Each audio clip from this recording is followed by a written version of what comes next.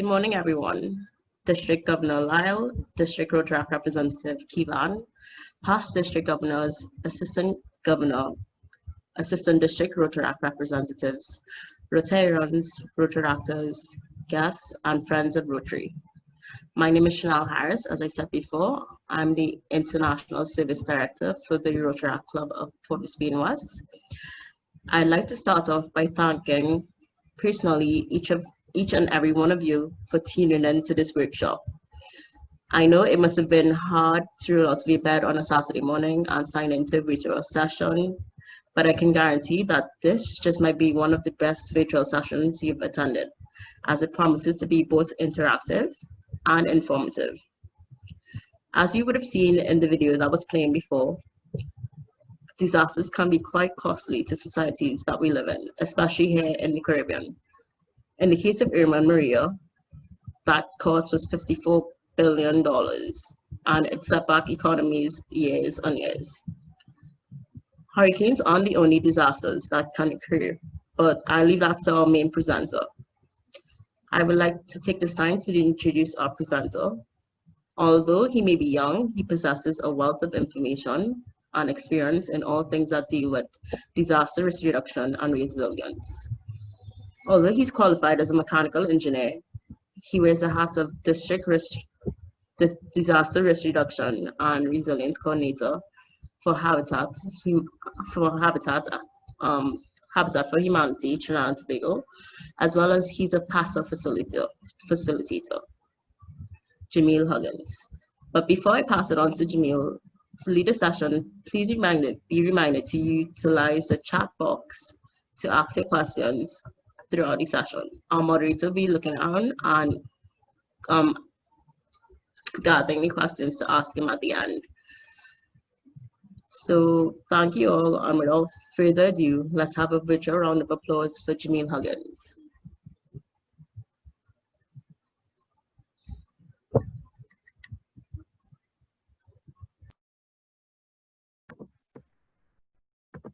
Morning, everyone.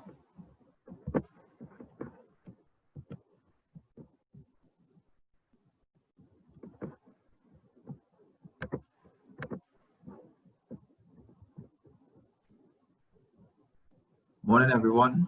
My name is Jamil Huggins, and I'm going to present this presentation based on disaster risk reduction. So to begin my presentation, I would start off with saying that disaster preparedness starts with you. And as we all know recently, in the past few years, due to the increase of hurricanes in the Caribbean, there have been significant losses throughout the entire Caribbean, and to a lesser extent, parts outside of the Caribbean. Just recently, we had Hurricane Laura that affected parts of the United States. And what is being observed is that Category 5 hurricanes are affecting countries, vulnerable countries, more regularly than expected. And everyone is saying this is a result of climate change. So what we need to do is prepare. And preparedness is one of the most important cycles in the disaster management cycle. So I will speak a little slowly because I need the interpreter to interpret what I'm saying. And I hope you guys understand this presentation. I hope it's informative. And after this, it leads to life changes. In this picture, we could see here, this is what happened last year in Trinidad and Tobago.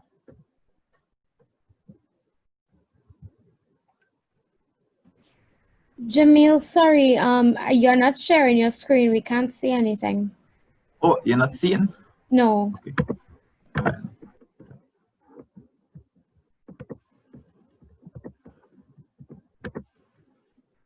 Okay, everyone see it now? You could put it on full screen so we could see it's bigger.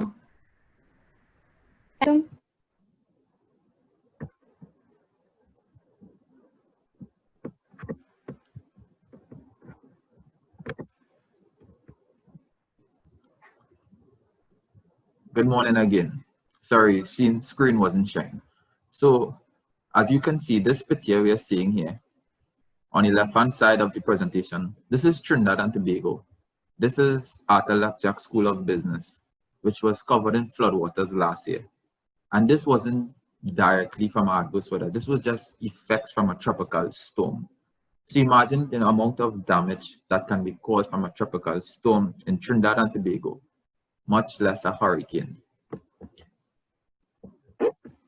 So what you guys plan to learn today? Well, the learning outcomes, you will learn what is a hazard, examples of hazards, safety measures, vulnerability, a disaster, and what a disaster is, creating a family disaster plan, and creating a family communication plan and an emergency kit. So to start it off, I wanted to do an introduction activity. So it's called Disaster Bingo. So the moderator, I would like her to, she could choose 5 persons from the participants. And I want you guys to answer these questions here.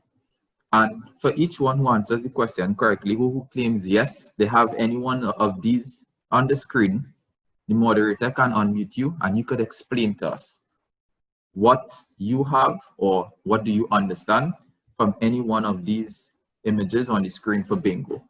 So some of the questions we have, do you have a communication plan on you? Can you do CPR? I know a lot of you are here from the Caribbean.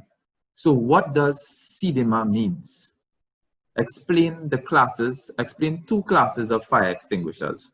So the moderator, she can choose 5 persons who submit their answers. You could submit your answers in the group chat. And I would like the moderator to choose 1 person each for just 30 seconds and they can explain to each answer or to each question. So I'll give 2 minutes for this activity. So looking at the bingo activity, I want anyone who seeing these questions, if you have an answer to any question, just submit the answer to that. You could state the question and you're willing to answer and the moderator will choose you. Because we want it to be a discussion format. Even though this is now starting to be online, we still want to keep the activities involved. So okay, we have someone that volunteered. Adrian, you could unmute and answer. Okay. Hello, Adrian.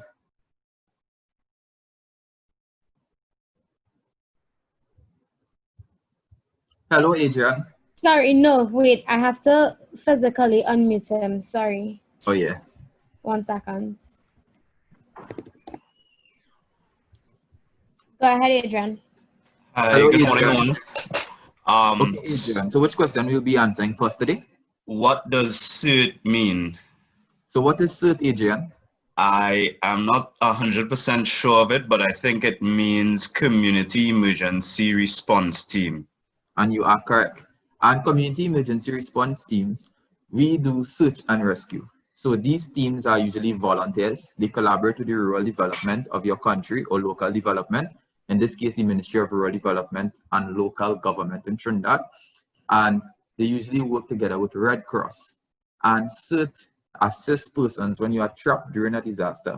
The reason why they say community emergency response teams is usually it takes up to 3 days for someone to come to rescue from a first responder agency. So because of that, we believe in training communities to respond to disasters, and they tend to be the first responders. So CERT is where they train you to actually go and do search and rescue. You learn from how to cut a tree down to do disaster medical aid operations. And this can help you at least just handle a disaster situation until first responders arrive. So you are correct. So any other question? Anyone would like to answer any other question? Yes, we have some others in the chat. Melanie, I'm going to unmute you so you could answer. Okay, then after this, we'll just choose 2 more and move on. Hello, Melanie. Hello, good morning. You hear me? Yes, I'm hearing you, Melanie. All right. So I think I responded to what is a DMU, and that is a disaster management unit. And Great. I responded to 2, so I'm not too sure if to give the answer for the 2 of them. You could give the answer for both. What's the next one? The DMUs, how many we have? We have 14, one for each regional corporation in Trinidad and Tobago. That's right. And you are correct. We have some very smart people in Rotaract. And just to make emphasis, words are very important. So we have 14 municipal corporations in Trinidad and Tobago. Yes. Some are regional, some are borough. And these DMUs, they are usually the first responders, and they are responsible for coordinating for their area. Only when a disaster becomes too extensive for them, or in more than one municipal corporation, the ODPM usually coordinates the entire event. And anyone wants to answer again? We have 2 more persons who is willing. Yes, we have Rashina Homer next. I'm going to ask you to unmute so you can answer your question. Thank you, Malini. Hi, good morning, everybody. Morning. SEDIMA, that means Caribbean Disaster and Emergency Management Agency, right? Well done, well done. So the SEDIMA, they are the leading regional coordinator for disaster response in the Caribbean. So they works with the office authorities for disaster management in each Caribbean territory, and they are funded by the contributing Caribbean countries. They are funded by the Canadian government and other large unions and agencies, and they coordinate disaster response on a regional scale. And when a disaster becomes so severe that the local country, say like what happened in Dominica, can't respond effectively, SEDIMA works with the government to ensure a timely and effective response. So for Hurricane Dorian, SEDIMA was actually collaborating with ODPM, where they sent someone from ODPM to assist in emergency operations. So one more question again. Next we have, sorry, Kezia Bailey, you're up next. Hello, Kezia. Which question will you be answering? Kezia, you're on mute. Hi, everybody. Okay, so I'll be doing CPR. So can you do CPR? I can do CPR. Well done. And CPR is cardiopulmonary resuscitation, which is a first response that deals with an emergency procedure combining chest compressions and artificial ventilation in an effort to preserve brain function in an emergency. Done. Well, I don't need to say any more because I already explained CPR. And CPR is one of the most, how to say, it's a skilled effort. So it's a skill you're required to learn. It's nice to learn because it actually helps in disaster response, because not much people can do CPR, and CPR can save a life. So this course is usually offered by local authorities in your country and by volunteer organizations such as Red Cross. So thank you guys for participating. So we are going to move on. That was just an icebreaker. So we're going to move on what is Habitat for Humanity International. It's pretty long, but I'll just skim through. So we recognize the need to provide shelter and housing solutions to families, to these families, to help families recover. Habitat's disaster response programs work with global habitat community in the areas of disaster mitigation, preparedness, shelter, and long-term recovery initiatives. This is basically explaining the disaster management cycle. Disaster response focuses on the housing needs that arise from natural disasters and humanitarian emergency conflicts. So we provide housing needs. We focus a lot on structural mitigation, because most people who die from natural disasters, most people who die from disasters, they are affected a lot with their homes. And even in recovery phases, they don't have proper homes to sustain themselves. So we help persons rebuild and build back better and even prepare properly. The mission of Habitat's disaster response is to develop innovative housing and shelter assistance models that generate sustainable, because we look at long-term interventions for people that are vulnerable and who are affected by disasters or conflicts. In addition to this, we build capacity of the global habitat community in the areas of mitigation, preparedness, recovery through training, education, and partnerships. So one of the trainings we offer is disaster risk reduction. We also offer healthy housing habits and PASA, which is participatory approach to safer shelter awareness. This was a tool created by Red Cross, and Habitat for Humanity and Red Cross collaborated and created PASA Youth, which is an interactive tool that is used to get a vulnerability and needs assessment of a community.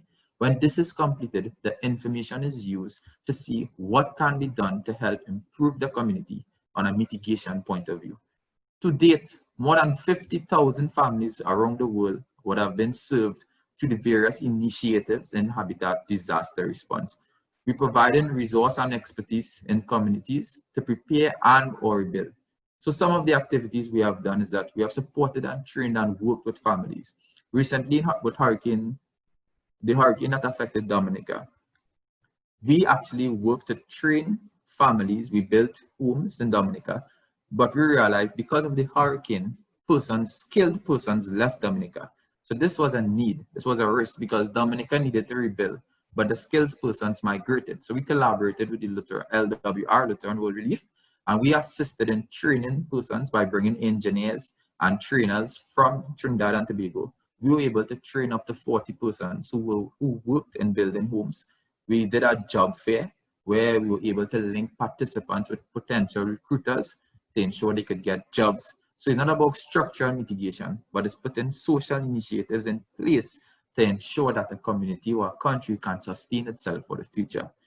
We create new and integrated settlements for the implementation of housing, develop innovative concepts for the implementation of housing assistance programs. In Trinidad and Tobago, Habitat for Humanity, we work with the land, collaborate. All this is volunteer with Land Settlement Agency and Ministry of Housing, where we actually help family members get access to land and housing. And we don't just build any houses because we need to stick to international standards. We build hurricane resilient homes.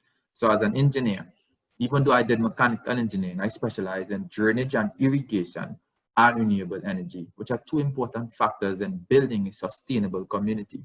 And in disaster mitigation and recovery, renewable energy and proper drainage are two mitigation initiatives to ensure longevity and sustainability. We have formed partnerships and alliances with multilateral and intergovernmental organizations, NGOs, church groups, businesses, and civil organizations. Just to be clear, we are a Christian organization, and we work with other Christian churches to help persons in building their resilience, but we don't discriminate against any race, gender, or religion.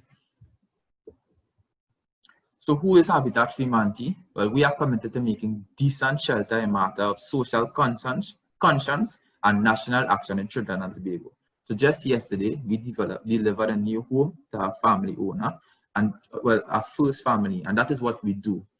So we have helped thousands of Trinbagonians construct, rehabilitate, or preserve their homes since 1997, and we support a variety of funding models that enable families with limited resources to make needed improvements on their homes as their time and resources allow. We support homeowners in developing their shelter solutions, and we also provide training in financial management, technical and life skills programs, and disaster risk reduction programs. So these services we offer to you, it's actually funded by large corporate organizations who ensure or believe that training persons, especially vulnerable persons, can help build resilience in a community and a country. So let's start off. What is a hazard? So moderator, I'm sure I could get one person who could answer this question for me. What is a hazard in layman terms? Can anyone here answer this question? What is a hazard? Anyone is willing to answer? Come on, I know you guys smart.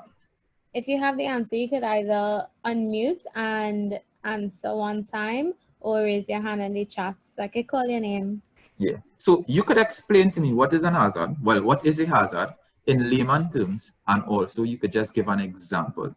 Because I love to ask people these questions because everyone confuses a hazard with a disaster, which they are similar, but yet different. So what is a hazard? Would anyone like to answer?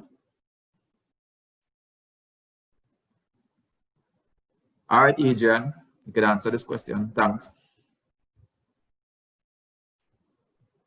Can you unmute yourself, Adrian, or no? Okay, one sec. Yeah, I think the moderator will be responsible for unmuting persons. Right. believe a hazard is not limited to disasters, but it's anything that could pose danger or harm to a person. That's right. So you are correct. So a hazard is any phenomenon or event that has the potential. So you realize what we specify on, or we are specific on, potential to cause harm. So let's give you a basic example. An earthquake. If an earthquake occurs in a desert, that earthquake will just be considered a hazard because it's only the desert there. There are no structures, building structures. There's no urban life. There's no humans living there. So that earthquake in its form, in its natural form, is just considered a hazard because an earthquake, say of a magnitude of 7.5, it has potential to cause harm. But because it happens in an area that's not vulnerable, it's just considered a hazard. So this is the definition from United Nations Disaster Risk Reduction.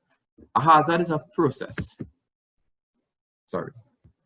A hazard is a process, phenomenon, or human activity, because they are man-made hazards, that may cause loss of life, injury, or other health impacts, property damage, social and economic disruption, or environmental degradation. What are some examples of hazards? We have natural adverse weather, floods, earthquakes, landslides, and biological hazards. We also have man-made industrial accidents such as oil spills and violent conflicts.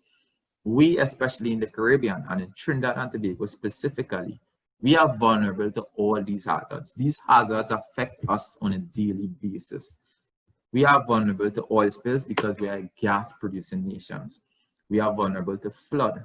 Do you guys know natural adverse weather is one of the lowest forms of hazards when it comes to hydrometeorological hazards, meteorological hazards, and we are affected in a severe way from these stuff. So I want one person to answer this. Identify 3 hazards. Well, let's break it down. Identify 2 hazards that you or your area was exposed to in the last year, and explain to me in 30 seconds what these 2 hazards were, and how you got through it. So will anyone like to answer that question? Well, we could break it down. Let's take 2 persons, 1 hazard each. So 2 persons, 1 hazard each. Anyone? I know we have Caribbean persons from the Caribbean. So what hazard were you exposed to in the past? And how did you get through this specific hazard? Will anyone like to answer? Because we want persons to get to understand from first-hand experience. For example, with me, while someone is planning to answer, I will answer one. When I worked at ODPM in 2017, Trinidad and Tobago experienced, in 2018, Trinidad and Tobago experienced one of the worst flooding in years. That's when the highway was blocked off. Emergency shelters were activated. This wasn't caused from a hurricane or tropical weather. This was actually caused from an adverse weather alert. So this adverse weather alert actually caused Trinidad and Tobago to go on a lockdown phase where schools had to close for a short period of time, businesses had to send people home, people couldn't go to work because the highway was blocked, and people actually had to go in emergency shelters. And a month prior to that, 2 months prior to that, we had one of our largest earthquakes in recent years, and it was a 6.9 earthquake, and Trinidad and Tobago wasn't prepared for that. So the Emergency Operations Center was actually activated at ODPM, and right as it finished activation for the earthquake, it went into activation for the flooding. So that was my experience. I was actually there in the emergency operations room, and you get to see firsthand how we cope with hazards. It wasn't fun for me because you were busy, and you see emergency response, and a lot of people were affected negatively. So can anyone explain or share their details of a hazard they experienced recently? So we have someone that messaged in the chat, but it's in French. So I'm not sure if the interpreter could translate it for them. Okay, that'll be nice. How that's gonna happen?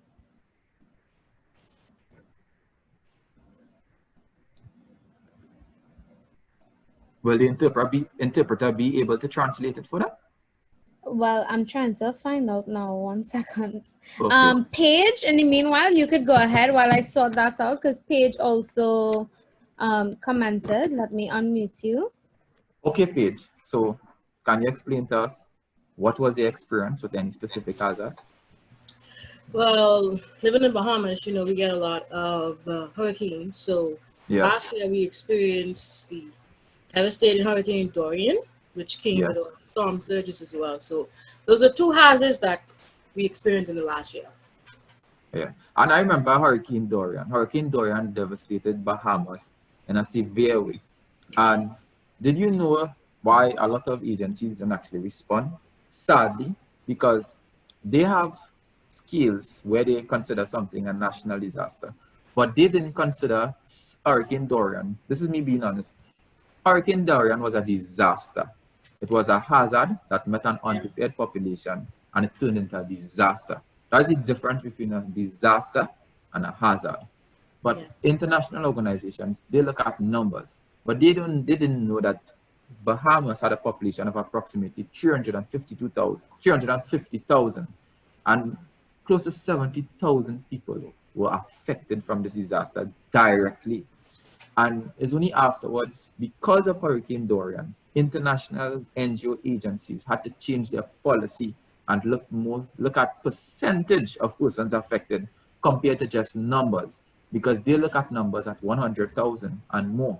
Now they look at a percentage of a population that is affected, and they look at this in responding to disasters.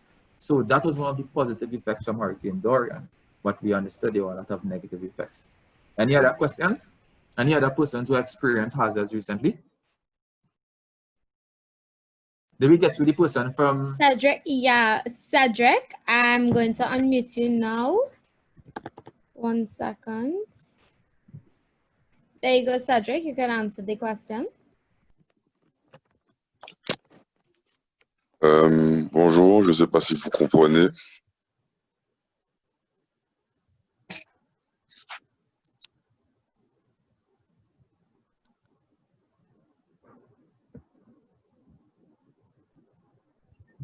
Yeah, yes, Mavis, we understand.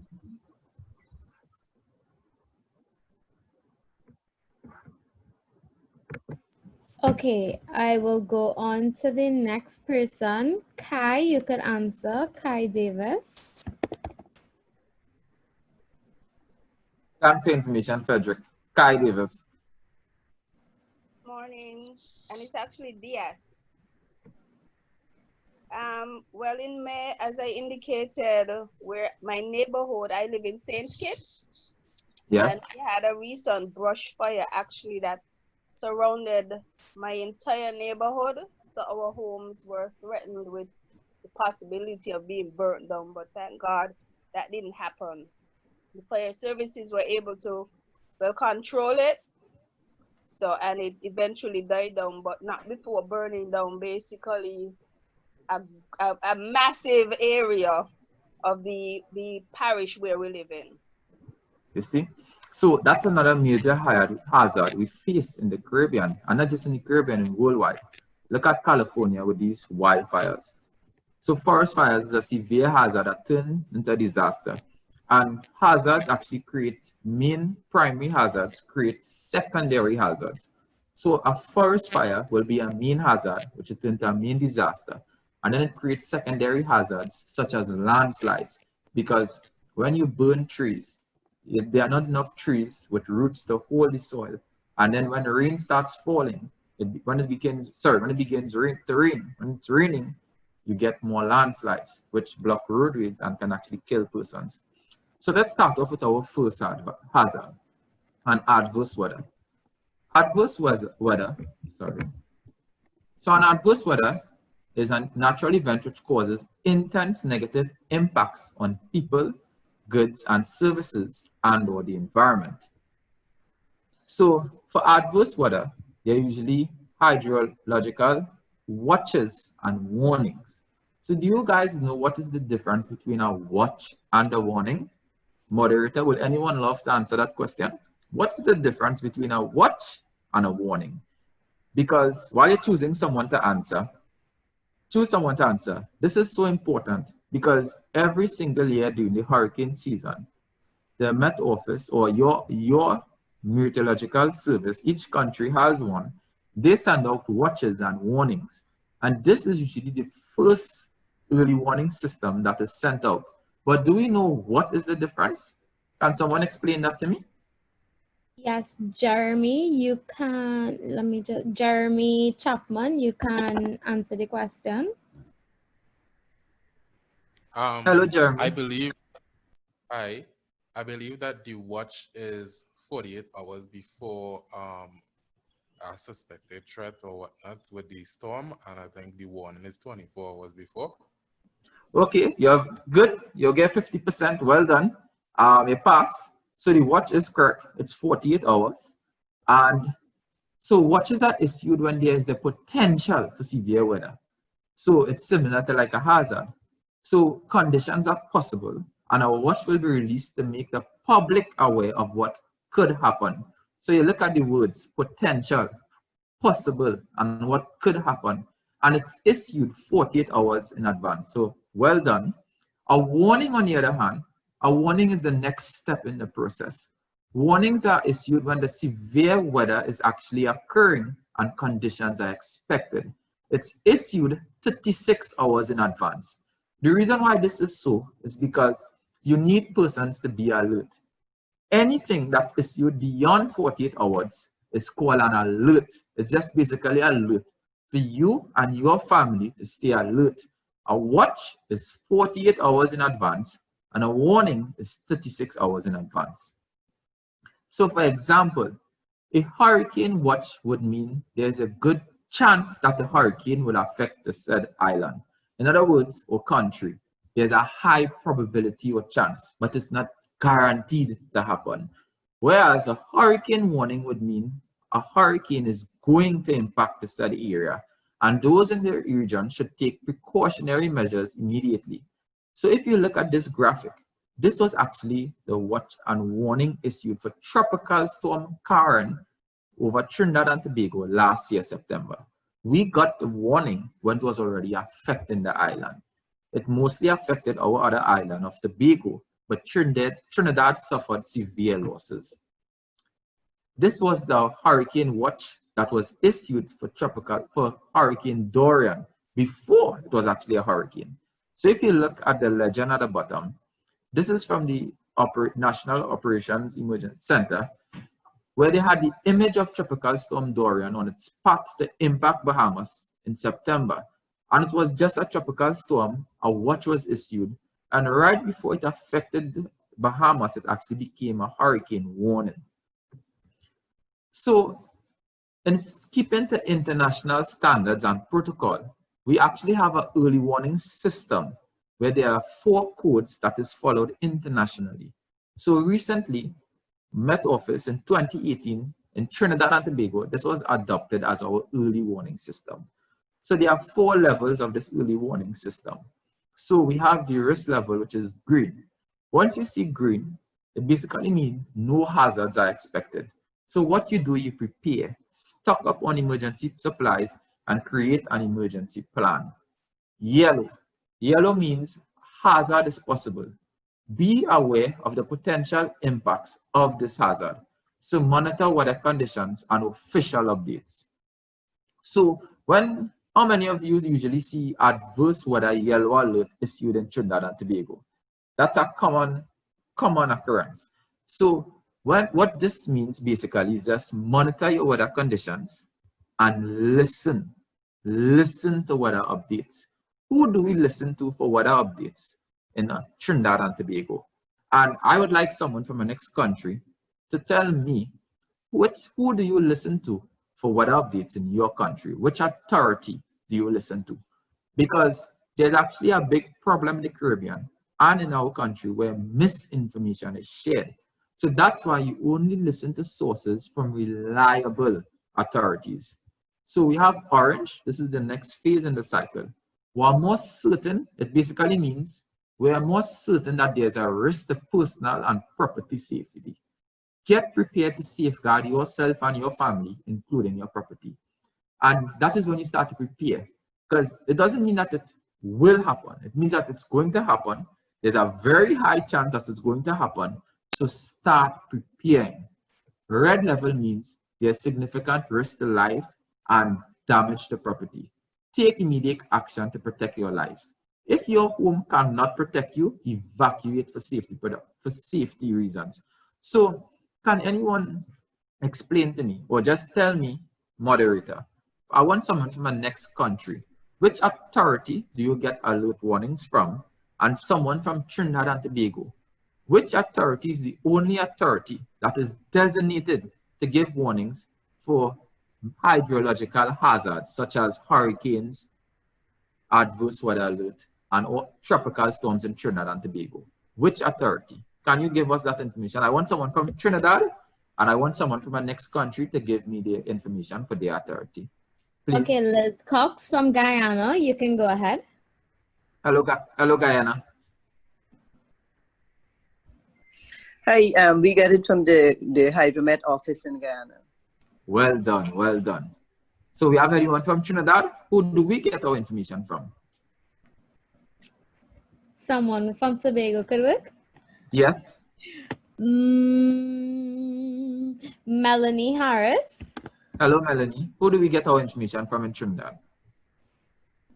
And Tobago, sorry. For Trinidad and Tobago, it's the Met Office. That's right. And this is something we stress to persons. Unless you don't see anything that is shared from your meteorological office or your Met office, do not share it. So the office authority that is responsible for what to do is usually the ODPM. They will tell you on what precautionary measures to do. So your disaster management agency, they will tell you what to do.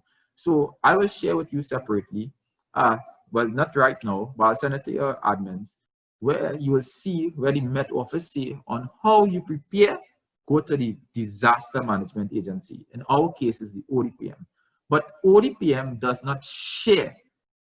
Hear me or hear me? They do not share this warning. So your disaster management agency just tell you what to do to prepare. Every country is supposed to have a Met service.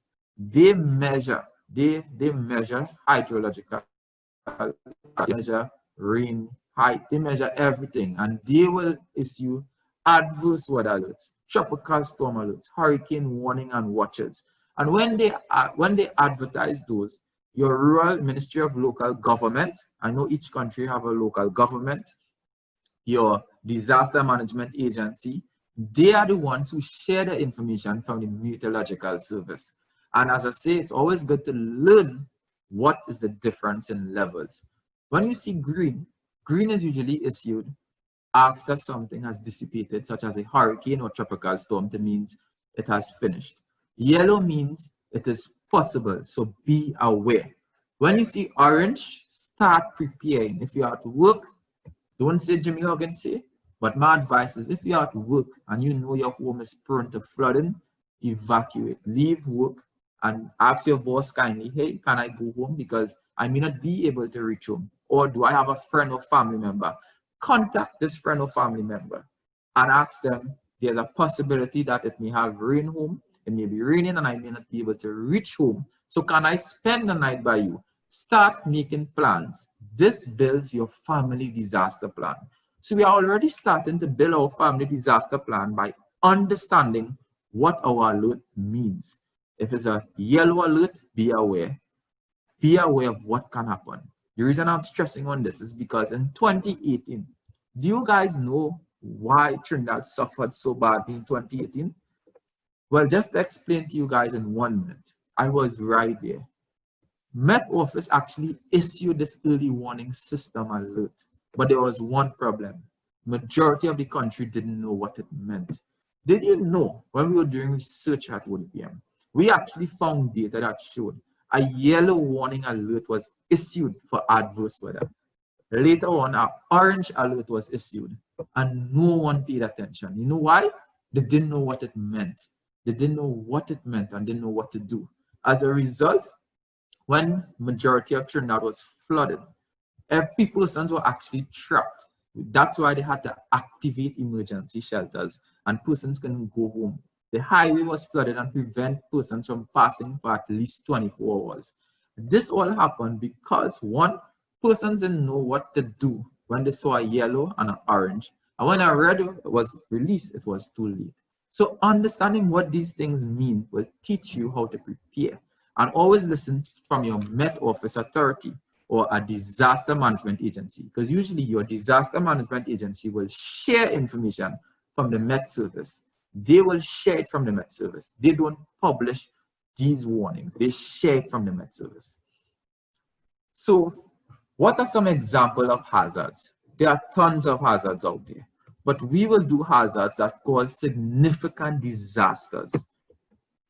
First, as mass attacks in crowded and public spaces. This is a picture of actually protests in Trinidad and Tobago. This happened 2 months ago. And we know what's going on in other parts of the world with respect to police killings internationally. And mass attacks is actually a hazard that has the potential to cause a disaster. Because remember, a hazard is anything that has the potential to cause economic disruption and loss of life. Someone died in these protests, a pregnant lady who was innocent. So how do you protect yourself against violent attacks? First, you need to stay alert, seek safety, observe warning signs that include violent communications. So if you are around people who are saying, hey, let's throw a stone at that police officer, evacuate yourself from that group. Because if you pelt a stone or you throw a debris or anything at a police officer, they have rights or grounds to retaliate, and that can cost you your life or you can lose a limb. So listen and stay alert around your surroundings. Look at the company you keep. We have biological hazards. Biological substances are classified as hazardous due to its toxicity. Common examples include COVID-19, malaria and dengue fever, medical wastes such as used needles, medication that has expired. I just want to stress on this a little bit because we are actually in a pandemic. But I had a discussion with someone recently. COVID-19 by itself is a hazard. But can someone explain to me what led it to become a big disaster internationally? I would like someone to answer that for me. Like, why is COVID-19 now a disaster? Why it took so long for us to prepare? Can anyone answer that question for me? Anyone? Why is it a disaster? What terms were used? And if we had listened to those terms, it would have actually assisted us in preparing more efficiently. So anyone can answer this question for me. Why is COVID-19 now a disaster to the entire world? Anyone? Adrian, Moderator? Yeah. Would you like to answer that question? Let me unmute you. Adrian. Yes, Jordan. Adrian. So why is... Yeah. Sorry, I believe now it's a disaster because people are too accustomed to their norms and they didn't want to practice the proper precautions in terms of social distancing or cleanliness. And also I think it happened during a very political season where politicians advantage of the situation and didn't practice social distancing. Understood. And in addition to all of this, thank you for information, Adrian. When COVID-19 started to spread, and this is why I want you guys to always stay alert for the future, because this is the beginning of how we're going to respond to potential hazards and disasters in the future. And what we need to do is learn to improve our resilience. COVID-19 was actually a local disaster in China in the ending up of last year. But the world didn't pay attention because it was just China. So just think about any hazard that's affecting a territory, but it's just a country. Then it became an epidemic. When you see something become an epidemic, that means it's affecting countries throughout the world, but wait, it's not much. It's only when in March, when it was declared, because I was right there, when we had a TV and television interview and they had to stop everything, and it was actually declared a pandemic.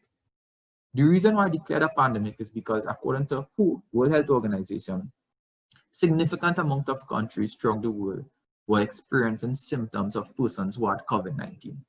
And it's only when COVID-19 became a pandemic, it became a disaster, not just locally, not just the Chinese alone, not just the Chinese and environs or to the region, but to the entire world. So it became an international disaster when it became a pandemic. And that's why it's good to understand the difference between a pandemic and an epidemic, so we could understand the extent of damages. For example, Ebola. Ebola was just considered an epidemic. It didn't affect much persons in Trinidad and Tobago. Just few persons died in United States of America, which is still severe, but it didn't become a pandemic like COVID-19. So as a result of a pandemic, it becoming a pandemic, everyone works together, and now we are learning. So that's why we need to admit that mistakes were made. Mistakes were made in the sense that our response, we became more proactive. We became proactive than reactive, where we need to become proactive than reactive.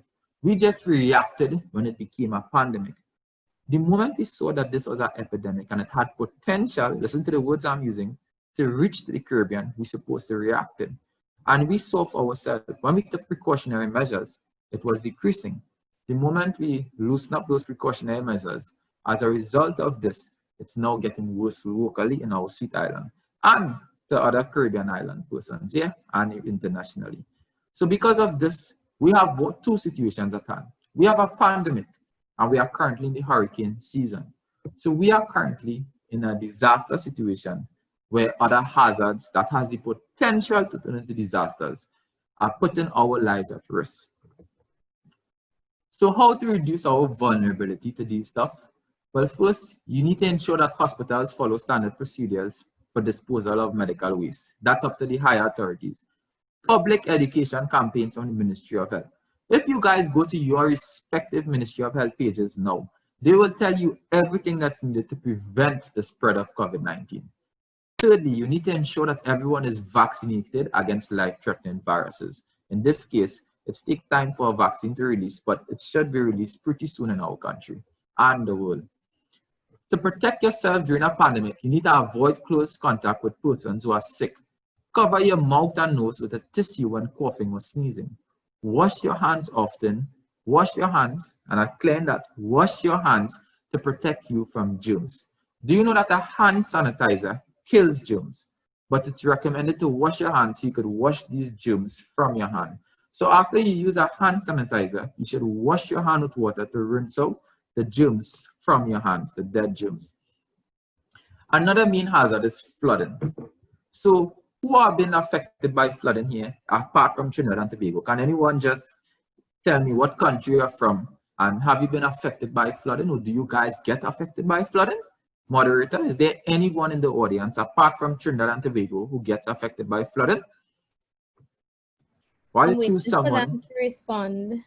While you're choosing someone, these pictures, this picture on the right here, this is a car that's functioning as a boat in floodwaters. And this is a business place here that's under floodwaters. So from watching this picture, flooding is cause a lot of severe destruction, which in return, there are significant economic losses. So can anyone, do we have anyone moderator who can share their experience? From Martinique, so he will speak and then I'll put the translator to translate for him now, okay? Yeah, so Martinique speaking, tell us about your experience with flooding. Oui, en Martinique, en fait, ça nous est déjà arrivé plusieurs fois dans certaines zones industrielles ou zones avec de l'activité. Et en fait, c'est souvent dû au fait qu'il y a des tempêtes, des fois qui sont classées niveau jaune. Donc, les gens ne sont pas, comment dirais-je, alertes. Et du coup, il y a brusquement la montée des eaux qui surprend tout le monde. Et c'est quelque chose qui a déjà affecté plusieurs entreprises. Et malheureusement, en fait, les entreprises n'ont pas la possibilité, des fois, d'anticiper parce qu'en fait, je pense que le phénomène en lui-même a été soit sous-estimé ou mal anticipé. Okay, thank you. So will it be translated with someone through voiceover or through chat? Yes. Mavis, you can translate for us. Hello, Mavis. Yes, we heard you, Mavis. You're hearing Mavis, Chanel? No, I'm not hearing Mavis. Neither am I.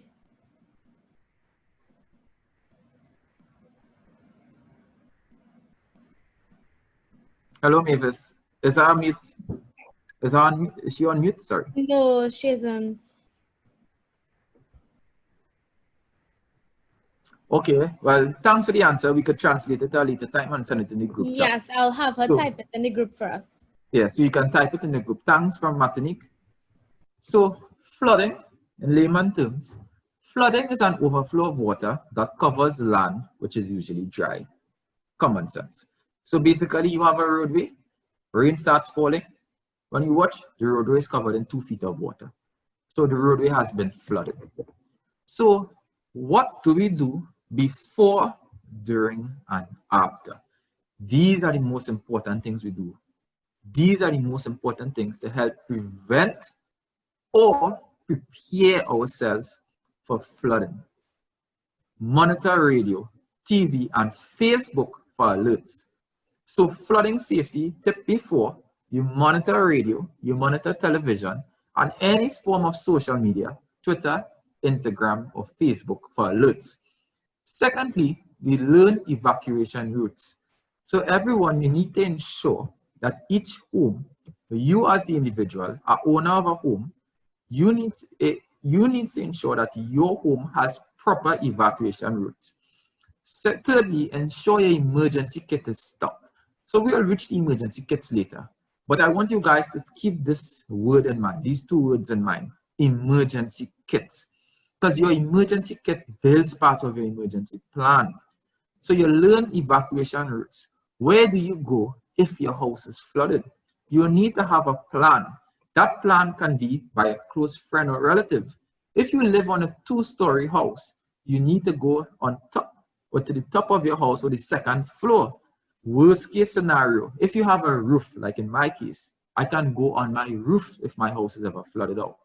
So you need to ensure that your roof is safe. Don't just go on your roof. You need to ensure that your roof is safe and it can accommodate persons if you choose to go on your roof. And as I say, monitor from reliable sources. Usually, your local government, Ministry of Local Government, and your disaster management agency, they will share information from the Met Service. Now, this is how the cycle works. When someone is flooded or they are affected by flooding, they will contact the disaster management unit. So as someone was saying earlier on, your disaster management unit, now they are responding to help. They are responsible because they are a first responder. Unless they cannot go and rescue you, they will guide you on what to do. But they will contact the defense force. And the defense force, they are the ones who will send persons to go and rescue you. But there's someone in the middle who coordinates all of this. And they are usually your disaster management agency. And Trinidad and Tobago, this is just to educate some persons from Trinidad and Tobago. We have the disaster management unit and the disaster management office. ODPM, they are under the Ministry of National Security, and the disaster management units under each municipal corporation, they are under the Ministry of Local Government. So they work together, even though they don't have to. Well, the middle say they don't have to. They work together and coordinate, hear my words, they coordinate first response. So staff from ODPM, they do not go and directly take out people from floodwaters. They coordinate with the defense force or first responders to go and take you out to rescue you. And that's why the ODPM, they have a call center. So I saw those who are in other countries, you should find out if your disaster management agency, if it have 1 body or 2 bodies, and you should find out from your authority who coordinates first responders, which are usually the Army, Fire Service, or Police, to go and rescue persons. What do you do during flooding? So first you need to find a safe location. So in your emergency plan, sit down together as a family and think, if this area has to flooding, say I'm living in an area that's prone to flooding, say for example, Greenville. If my area has to flood, how do I evacuate a safe area? So a safe area will be an area that is on higher ground because flooding will have a limit. And then how do I evacuate to this area? What alert? So do I wait until I see a yellow alert, an orange alert? What alert do I need to reach or learn to evacuate? So you need to establish with your community. So form a community plan, a community group. And Rotaract, I know you guys work together. Form a community group. You create something called a community tree. So a community tree is where there's one person who will be responsible for monitoring the community. And that person now, they could give information through WhatsApp group or through messages to someone else who could be responsible for 10 persons. And that one person who will send that information to someone will then send that information to 10 persons automatically. And each person can have 10 persons under them. And that could send information down the road to ensure it's accurate information. So once that person confirms from your disaster management agency that it's a safe route, you actually can call your fire service and ask them to teach you. This is something you can do. So if you guys want advice, contact your fire service, tell them as a community, form a community group, and this will apply for other countries also. Tell them you want a proper evacuation route, and they will guide you in getting a proper evacuation route. And you could actually do a drill, a community drill to a safe muster point. So this could help you prepare from disasters. These are things we need to do to prepare ourselves. So in this situation, you could actually know what is a safe location outside your home. If your home can sustain flooding, what is a safe location inside your home? If told to evacuate, do so immediately. This is what you need to do. Listen to reliable information. And thirdly, do not walk, swim, or drive through floodwaters. Do you know floodwaters of up to 2 feet can push away a car? What do you do after flooding? You listen to authorities for safety information. Children, do not play in flooded waters and be aware of being shocked because electricity can cause severe harm when exposed to water. In our case, it's the Met Office. Other countries will have the meteorological service who could advise if the adverse weather has dissipated. Our next main hazard is an earthquake. So this was a picture taken. These are pictures taken from Trinidad and Tobago. And I want you to look at this picture here on the right-hand side. I want you guys to actually look at this. Do you think this was a proper building practice? You could send your comments in the chats. This is a car parked next to a muster point, which actually is supposed to be used to keep persons safe. But as I said, the car not supposed to park there, but then you ask yourself, thank God that car parked there, because it prevented persons from going there. And in return, this car was damaged. So a muster point is a place that actually used as a safe location, as we said earlier on. But in this case, this muster point wasn't actually effective if it had persons there. Now we see the economic disruptions with respect to the grocery. But I want you to look at this with the muster point. Look at that picture and study it. And that is why I said, consult with your fire service, your local fire service. Consult, call your disaster management unit, and in Trinidad and Tobago, call your disaster management agency. So both ODPM and DMU. Call them and ask them, where is a safe location? And secondly, it may sound expensive, but do it as a community. If you have someone who in the community is a builder or a contractor or an engineer, ensure that your muster point has nowhere around it or no structure around it that can be of harm. You see this picture here with the rocks that fell? When I did training in the UE seismic, they were just teaching us on something. They told us that earthquakes do not kill persons, buildings do. This was the event of an earthquake, but it's the building that fell on the vehicle that caused harm. So understand that when you are building a home, make sure your home can withstand an earthquake up to a certain level. An earthquake is a sudden rapid shaking of the earth. This is in layman terms. What do you do safety before? First, you secure items that are loose and hang on walls. Create a family communication plan, and you will see the common word, ensure your emergency kit is stuck. During an earthquake, drop, cover, and hold on. This is internationally recommended, DCH. If in bed, stay there and cover your top and body with a pillow. Do not use elevators during an earthquake, because if it is stuck, you will be stuck there for long. And the reason why we say to drop cover and hold on, sorry I can't do it when you over live, I'll send a picture of videos, because this is the only recommended, well, one of the recommended safety features to help protect your vital organs. A few years ago, they recommended to put for persons to go under doorways. Now, this is just me speaking on behalf of Trinidad and Tobago. The UE Seismic Center, they are the ones responsible for earthquake safety and ODPM. They advise currently do not go under doorways, because doorways are not built traditionally like before. Before, we used to put a concrete beam called a lintel over a doorway. This helps secure the doorway in case you stood under it. Most homes are not built with lintels, so its structural integrity has been depleted. Secondly, your door could swing and damage you. So, according to standards from UE and ODPM, it is not recommended to go under a doorway, but to drop cover and hold on under a table, but a strong table, not a glass table. After an earthquake, check yourself for injury. Safely evacuate damaged building. Do not re-enter unless told to do so by someone in authority. And if there's a tsunami watch, go to higher ground. The ODPM in Trinidad and Tobago, they are responsible for signs together with the DMUs. So if there's a tsunami warning, you go to higher ground for the safety of yourself. Landslides. This is actually pictures of landslides in Trinidad and Tobago. And if you look at these pictures, you realize no one died, but it actually causes disruption with respect to livelihood. So what do you do? Well, what is a landslide? Landslides are when masses of rocks or debris move down a slope quickly. So what do you do before a landslide? You can't really predict when a landslide could happen unless it's actually happening. So first you need to know your emergency numbers.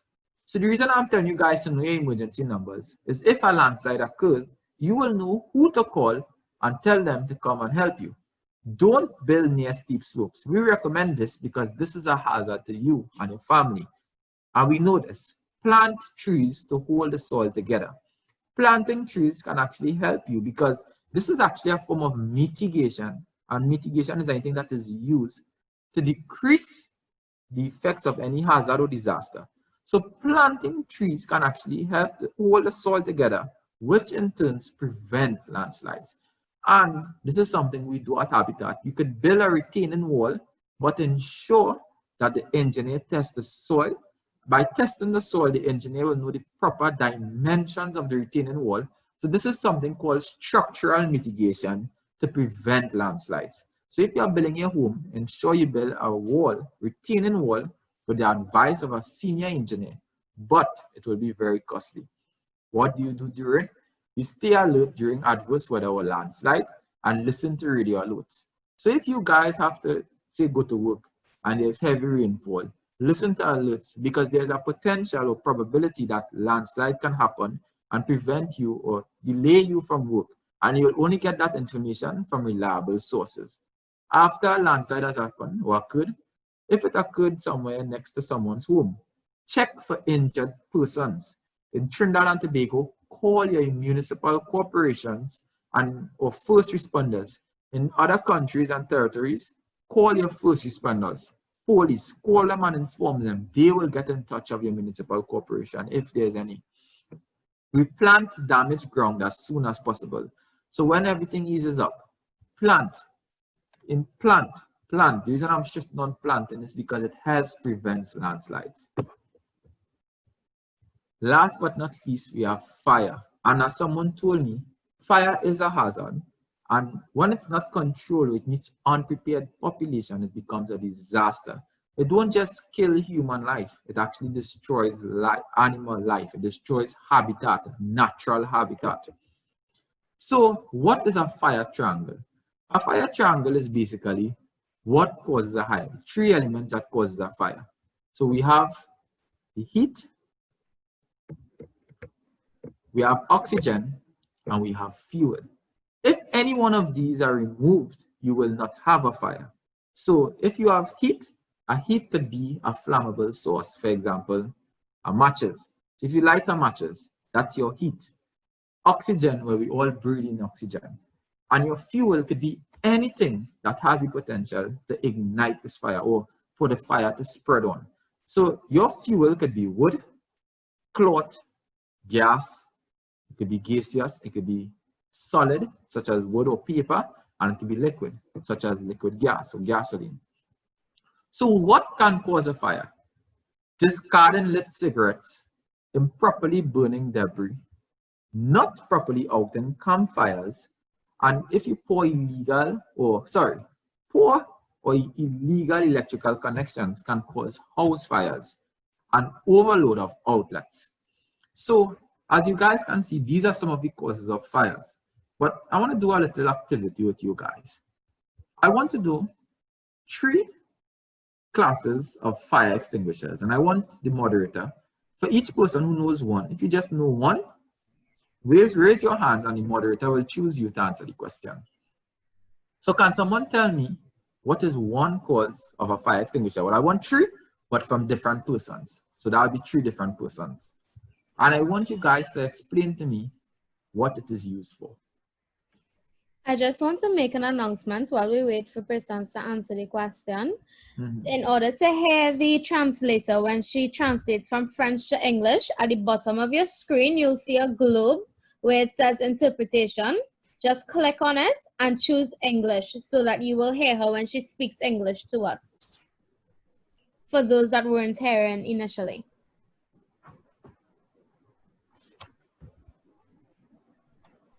Okay, so for the first person, who's the first person we have? So by learning the classes of fire extinguishers, you, and I want you guys to write it down, you will know which fire extinguisher to put in your home that could assist in outing a fire. Understand? But I have an exciting way. I learned this from someone in the fire service on how to learn which classes of fire extinguishers to use. So we have anyone who could explain just one, at least one class of fire extinguisher? Anyone, moderator?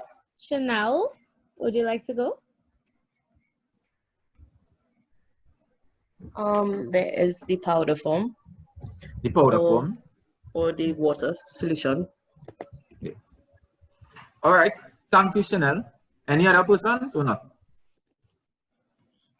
Okay, well, let's all learn together. We have Cedric. Let me just unmute him. Cedric, you can go ahead. Frederick. Cedric. Okay, Cedric. He'll be speaking French. Okay, Cedric. Je ne me souviens pas des numéros, mais il y a des inspecteurs spécial pour feu, style feu ménager, donc l'huile de friture par exemple. Donc il y a un inspecteur spécial pour ça. Il y a un pour les feux de produits chimiques. Et il y en a un pour les feux qui brûlent le métal. Parce que chaque inspecteur tue un feu spécifique. Mais j'ai oublié le numéro. Thanks, Frederick. So, would the translator be able to translate that for us or not? Or when I mean or not, they could send it in the group chat. Jamil, sorry, can you repeat that? We weren't hearing you for a while. Oh yeah, sorry. The translator, will they be able to translate that for us through speaking or send it in the group chat?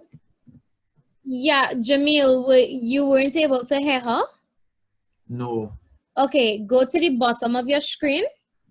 Yeah. You see where you share and you see interpretation with a globe? Yeah. Click that and choose English.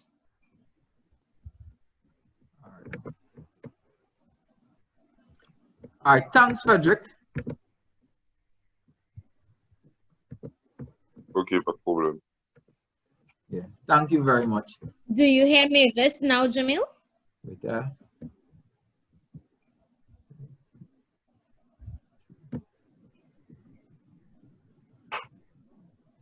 Jamil? Yeah, I'm not hearing, but it's okay. It's okay. Okay. Yeah. So thank you very much, Maverick. So you did explain. So Jamil? Yeah. Were you hearing Mavis just now? No, yeah, I heard him. I heard Maverick. Just make sure you click English for your setting on your interpretation. You have to click English. Arden, I think how I share in the screen, and again to see interpretation. I saw it when we now started the presentation, but now I'm not really going to see it, but it's okay. Okay. Yeah, so that just say is okay. If you go to the top of your screen where you're seeing the green bar, you're not seeing interpretation either? No, I see mute, stop video, security, participants, new share, pause, remote control, and for more, we're not clicking more, I'm not seeing interpretation. And if you stop your screen from sharing and do it, and then share your screen again. Arden, I'm gonna try it and see. Okay. Yeah, I seen it now. All right, perfect. Great. Yes, I'm here, you know. Okay, perfect. All right, so I share back the screen. Yes. Yes.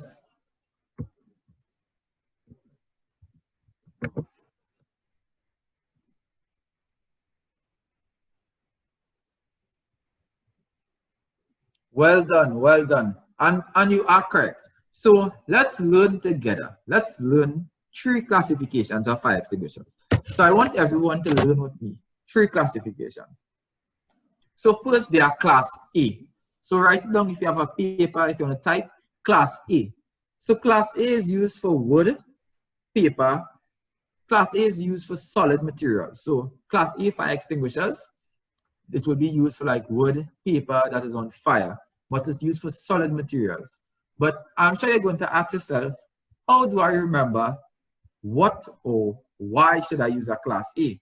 Because let's be real, if your house is on fire and you have, or your building is on fire where you're working at, and there's a class A or a class B, you want to know which one that you will need to use. And as Melanie explained, there's class B, C, and D. So we are going to do class A first. Class A is for wood or paper, solid materials. How do you remember that? So let's think about it like this. A, as in ashes. Any solid material that is burnt, it leaves residue that is called ashes. So when you're thinking about using a fire extinguisher, class A fire extinguisher, just remember A as in ashes. Any solid material that is burnt leaves ashes. So that is why you use a class A fire extinguisher. B fire extinguishers. These are used for flammable liquids such as gasoline. So how do I know to use a B fire extinguisher for a liquid? B, just think about boiling. So when you think about B, think about boiling.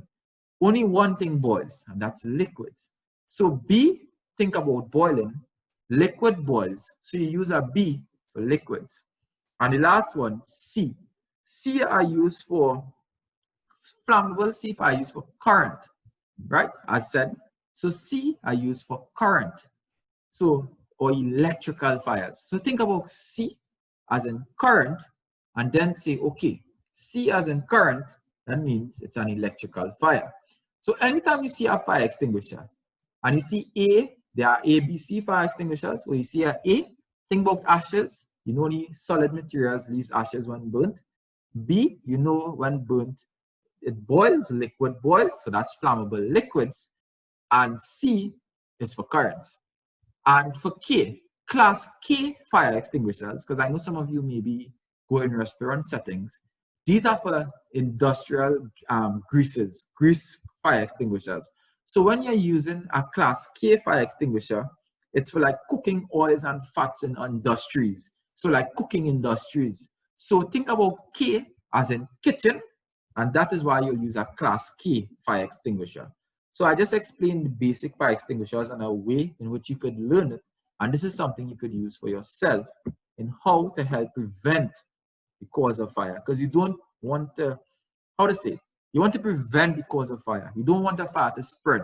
And secondly, when you're using a fire extinguisher, always remember this. You spray at the base of the fire. And if it isn't, and if it's finished, you evacuate your home. You are not meant to use 2 or 3 fire extinguishers on one fire. So this is what causes a fire. Fire safety tips. Practice fire escape plan twice a year. So we always ask persons to ensure that they are 2 ways out of your home. This could be through a doorway or window, but ensure you can safely and properly evacuate your home at least through 2 ways out. If a fire occurs, get out, stay out, and call for help. Never get back your home for anything or anyone. Ensure there are at least 2 ways out of your home. If your clothes are on fire, what do? You stop, drop, and roll. So always remember, if you're ever caught on fire by mistake, stop wherever you are, drop on the ground, and roll. This will help beat out the fire and help prevent the fire from getting oxygen to take it out. So I wanted to do a little 10 minutes break, but do you guys want a break, or we could just keep on going? And we'll finish shortly. What is vulnerability? I know you guys heard me use vulnerability, but why is it such an important word? Well, vulnerability is the factors. Well, it is the factors of a community that makes it more likely to be affected by the damaging effects of a hazard. So for example, if there are lack of public awareness and information, poor design and construction of buildings, this here is the biggest vulnerability we face in the world and in the Caribbean. Poor design and construction of buildings. Building a house close to a river that can flood. These are some of the vulnerability factors that plays into causing disasters. Who is vulnerable? Children are vulnerable in society. Pregnant women are vulnerable to disasters in society. Elderly people are vulnerable to disasters.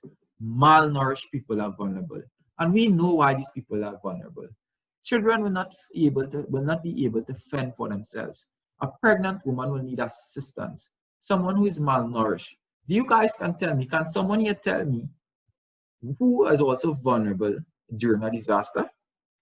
Moderator, will anyone be able to answer that question for me? Who is vulnerable during a disaster? I'm waiting for persons to respond in the chats or raise their hands. Who is vulnerable? And what makes someone vulnerable? Hi, I said children.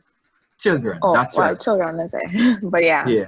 Can you tell me just someone else who you think will be vulnerable in a disaster? Sick people. That's right. People who might be in the hospital or that's right. Unable to move. That's right. And that's, we said is correct. Joel, thank you very much. Joel Alexander. Can you tell me someone else who will be vulnerable in a disaster? It's a part of the population we tend to forget. Similar to sick persons. Joel Alexander, I saw you raise his hand. Yeah, a disabled person. Hello?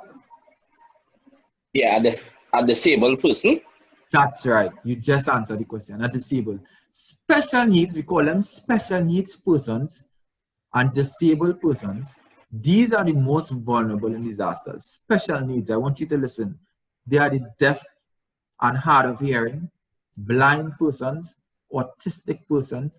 These persons are some of the most vulnerable to disasters because they need additional care and it's difficult for them to function on their own. So people, everyone who's attending this session, all I'm asking, when you are creating your family disaster plan, which we'll be doing shortly, take into consideration disabled persons or persons with special needs, blind, hearing and hard of learning. These are persons you need to take into consideration.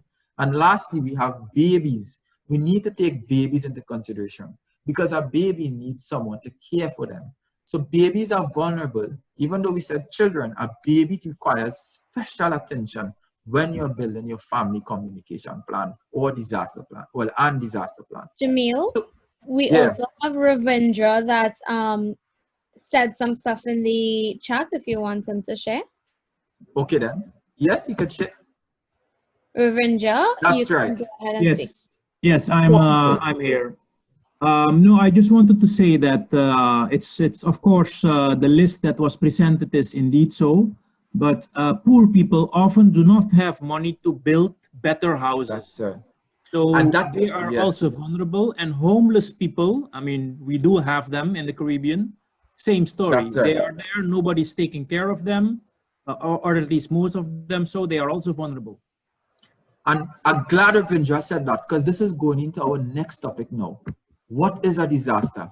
So poor people, and hear this clearly, poor people are actually the most vulnerable in a disaster. You know why? Now we're going to explain a disaster. And remember, as Ravindra said, poor people are very vulnerable. But why are they so vulnerable? Because as Ravindra said, they cannot afford.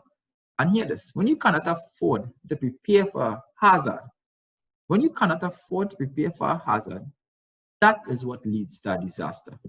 So according to United Nations Disaster Risk Reduction, a disaster is a natural or man-made event which causes intense negative impacts of people, structures, the environment, and the affected community that cannot respond on its own.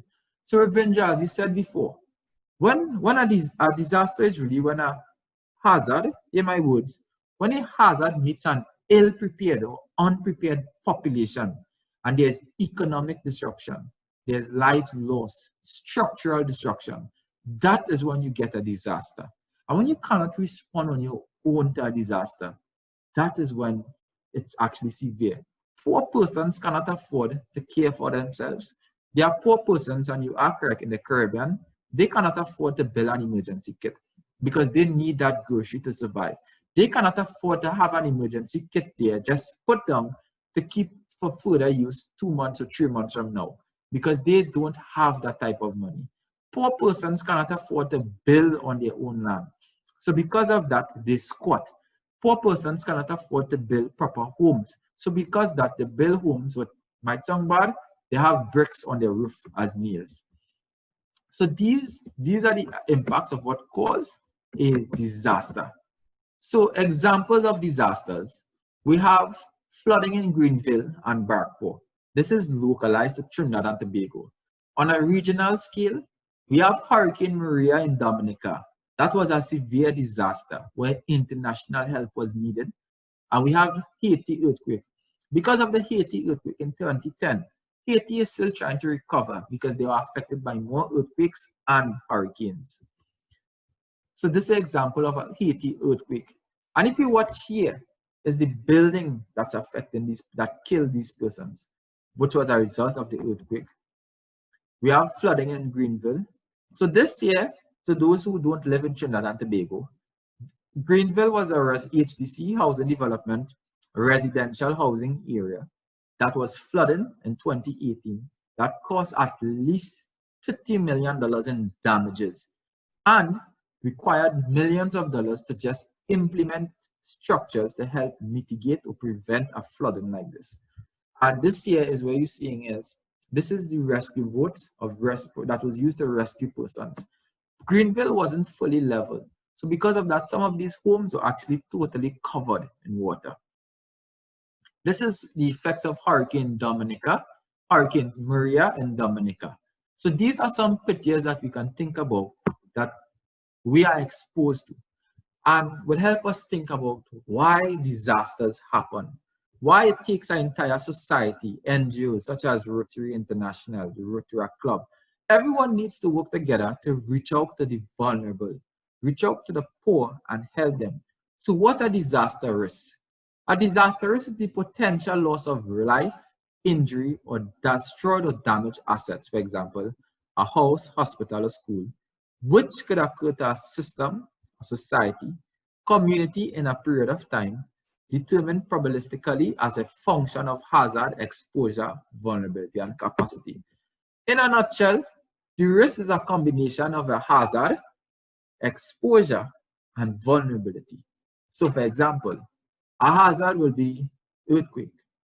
The exposure will be how close you are to the sea or your home. How safe is it? So in other words, you are exposed to the damage and effects of this earthquake. And your vulnerability, you will not be able to afford a proper home because you are poor. Hazard could be a flooding. You are exposed by building close to a riverbank. And because you cannot afford to build or a retaining wall or help widen the riverbank, you become vulnerable. And these are the risks. So these are some facts.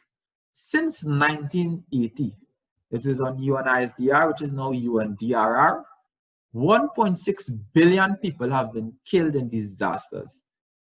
Global average annual loss is estimated to increase up to US $415 billion by 2030. So this is the amount of money that is being spent and will be spent in the future because of disasters. And you see how many lives were lost. And if we don't start to prepare from now, we won't be able, we need people to understand so we can prepare.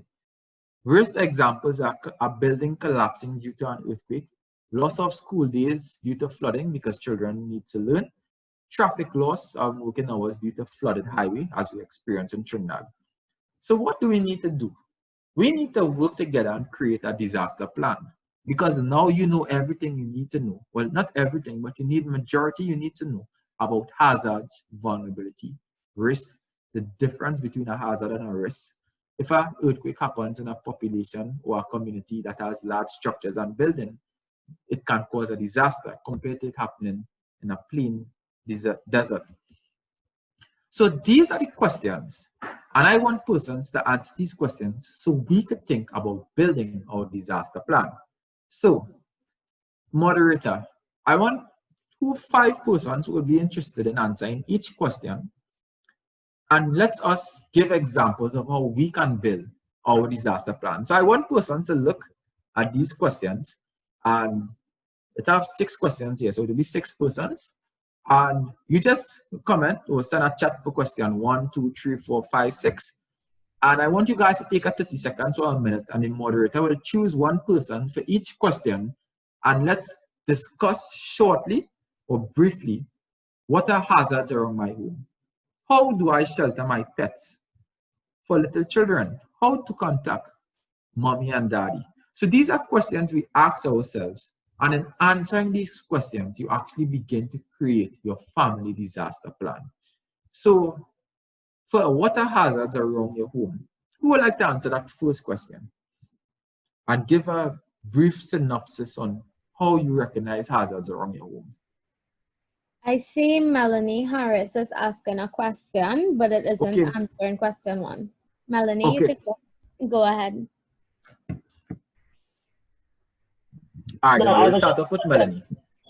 I was just putting something in perspective. I know you went through all of the other hazards, the natural hazards, and I just wanted to put in a note like COVID-19. Isn't that considered a biological hazard at this current time? And are we currently operating in a disaster type mode in that you are correct. Many communities are being faced with this COVID-19 and they have to find ways of existing with it. Within this COVID-19. So that's what I was saying on that for the biological with pandemic. That's what I was stressing on the COVID-19 on the pandemic, because it's not just a hazard anymore, it's a disaster because it has caused loss of lives, economic disruption, and social disruption. So you are correct, COVID-19 being a pandemic has made it into a disaster globally, where loss of life, and we need to understand how are we going to live with COVID-19. This is not similar to living in an area that has been affected by an earthquake. This is totally different because we still have our home, we still have structures around us, but the entire social landscape has changed around us. So yes, COVID-19 is a disaster we are living in. It's a biological disaster as discussed earlier. And in creating a disaster plan, we need to prepare for something like COVID-19. And you need to ask yourself, if Trinidad and Tobago or any other Caribbean country, what will happen if we are affected by a disaster in a pandemic? So that would be 2 disasters, COVID-19 being a pandemic and say a hurricane. How do we live with that? So you need to ask yourself questions to build your disaster plan. What hazards are around my home? So do you guys can tell me, anyone can answer, what are some hazards around your home? I see Joel Alexander has his hand raised for a while now, so I'm not sure if he wants to answer these questions or not. Yeah, so let's hear from Joel. I would say trees that could potentially break or fly in your direction in hurricane or storms or anything, or could potentially fall on your property, those kind of stuff? Yeah, so you're correct. So trees, these are some potential hazards for hurricane. So what you need to do is that when you are creating your family disaster plan, ask yourself these questions. What are hazards? And associate each hazard to a specific area of your home, and then associate the risks around your home and how you could solve it. So for COVID-19, for example, COVID-19 is more on a social scale and personal safety. So first I need to have my mask for COVID-19. Don't go out and socialize too much with many persons. But think to myself, COVID-19 and my home is always affected by flooding. So that means if someone has to come and rescue me, one, they may not be able to touch me. So how do I work in the situation? So that means I need to prepare myself more. Persons are working on rotations in government agencies. So this is how COVID-19 could lead to more disasters. By working on rotations, government agencies may not be able to cut trees as they do or clean drains on a regular basis to help prevent flooding. So these are things that could happen. So you need to understand how these things happen and how to work to help prevent yourself from being affected by disaster. Yes, Melanie Harris. Hello, Melanie? Althea has a hand up. Yeah. So Althea, you could go ahead.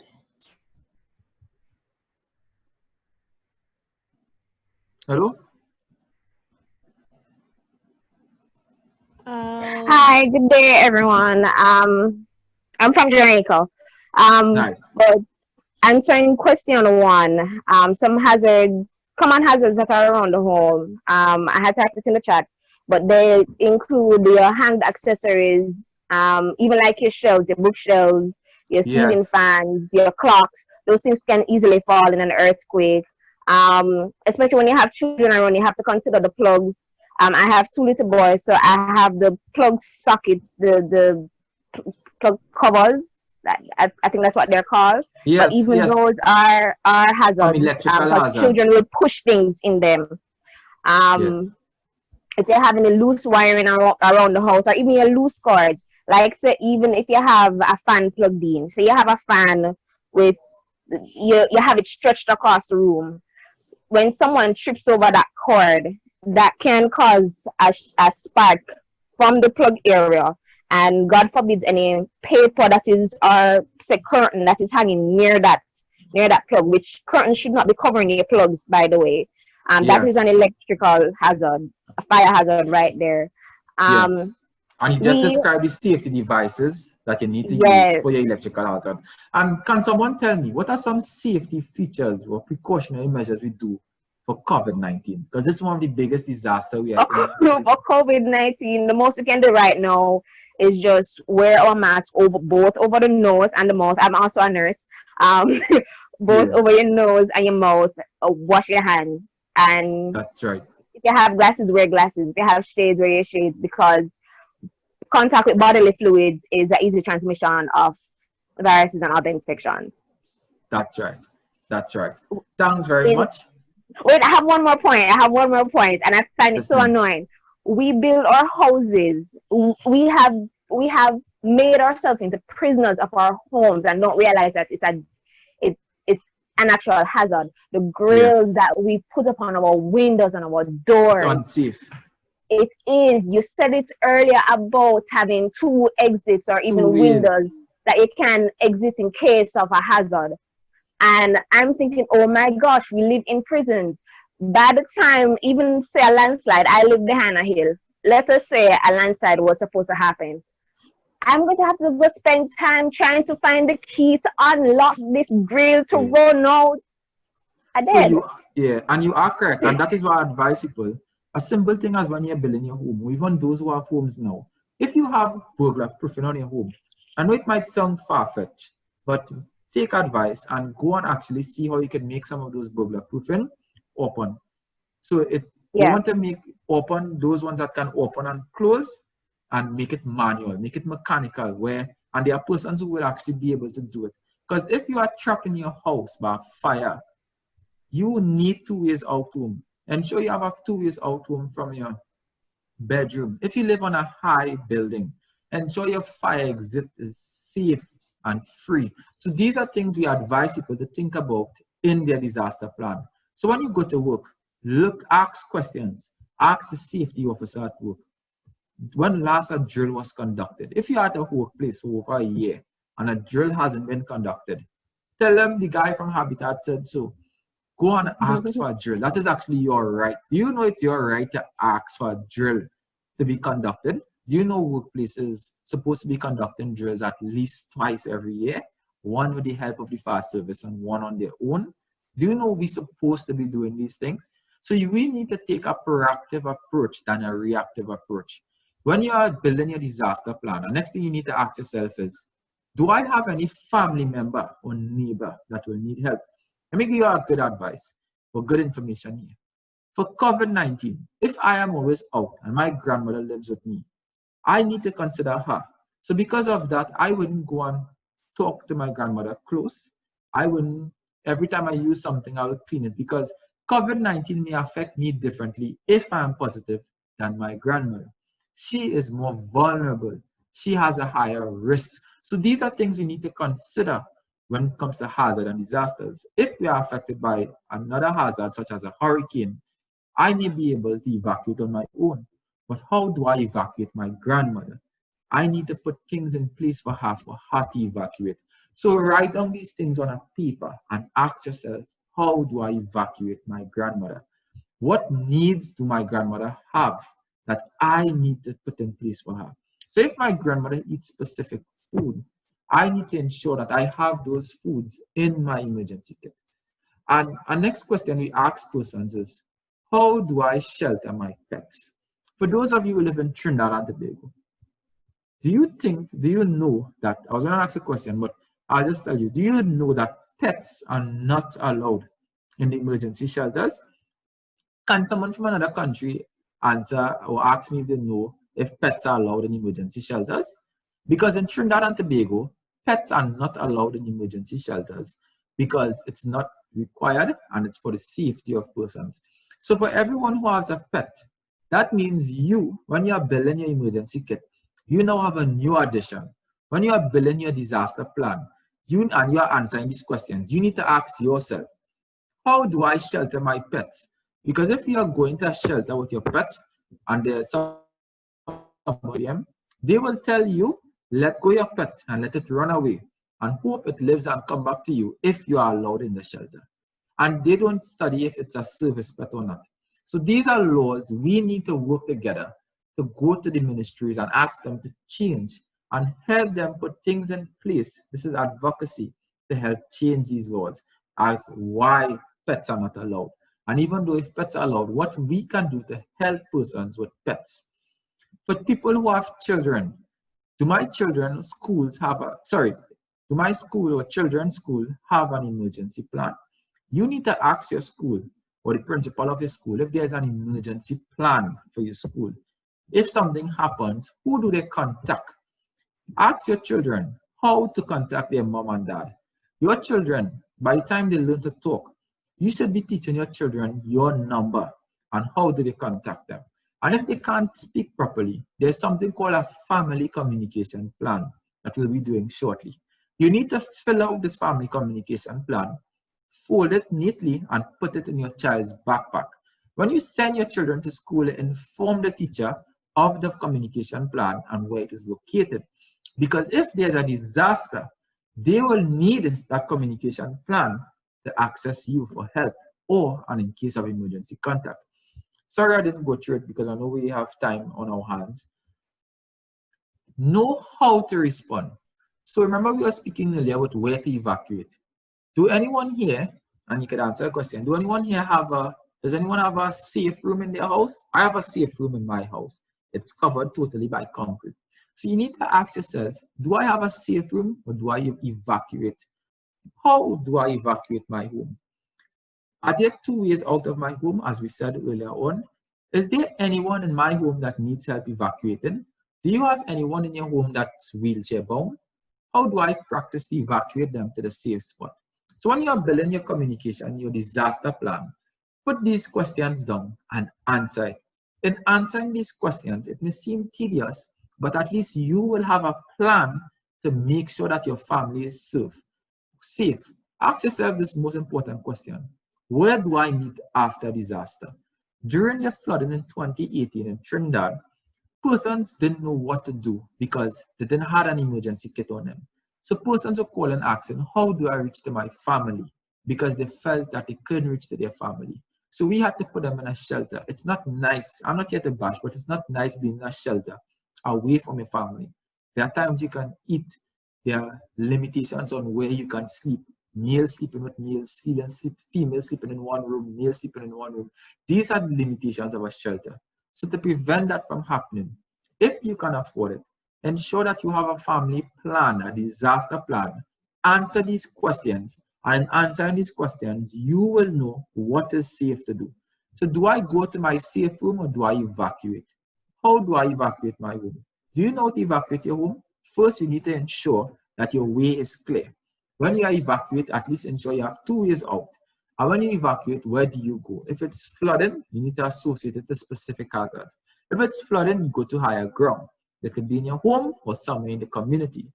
If it's an earthquake, drop cover and hold on, but you need to do it at a place that's strong, structurally strong in your home that can withstand an earthquake. After that, you evacuate your home. If it's landslide, ensure that your home and your surroundings are clear of any debris and you are alerted. If it's fire, cut the grass around your fire so you're forming like a firewall to prevent the fire from spreading.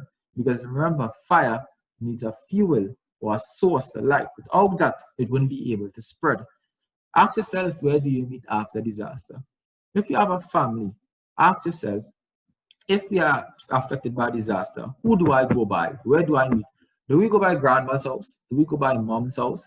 If someone works in Port of Spain, or you have someone working in the city, in the next country, and say, I think there's someone here from France, so I remember at the protest in France. What about if you're coming from work and you get caught up in a protest? Where do you go from here? So do you send an emergency alert to your mom and let her know that you are trapped and you'll be going by auntie's house that's not too far from the city? So you need to ask yourself, where do you go? Contact your aunt or close relative if you have any, and inform them that you'll be coming by them. If you don't have an aunt or a close relative, find out from your local DMU. Find out from your local DMU where you can go. So these are the questions you ask yourself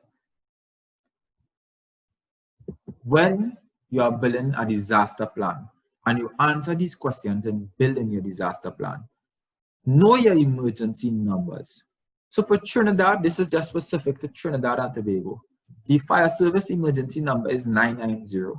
Ambulance is 811. We have police, ODPM, and TEMA.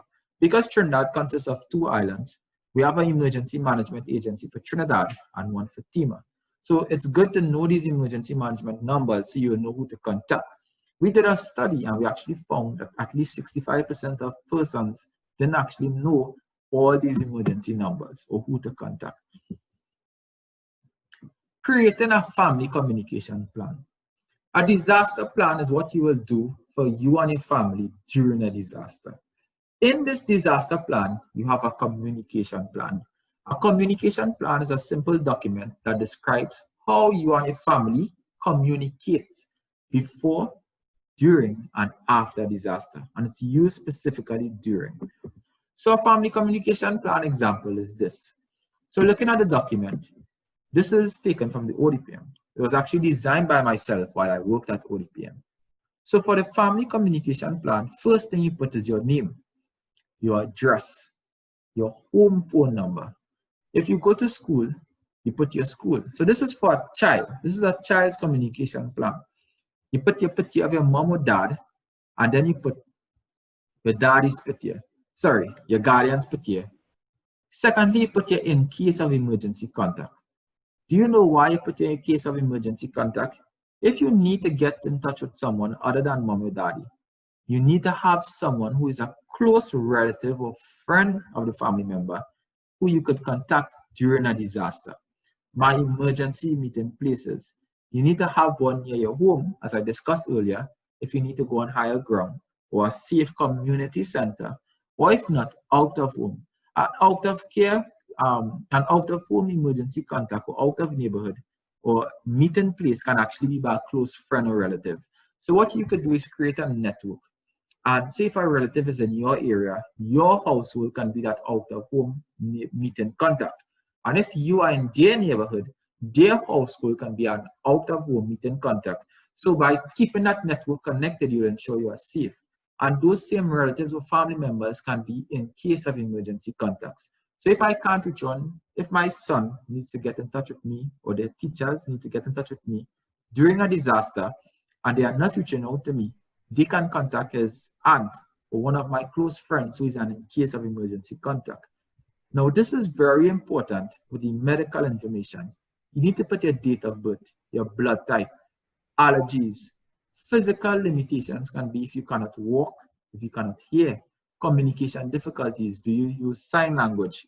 And most important is your doctor's information, address, and any medication they may use.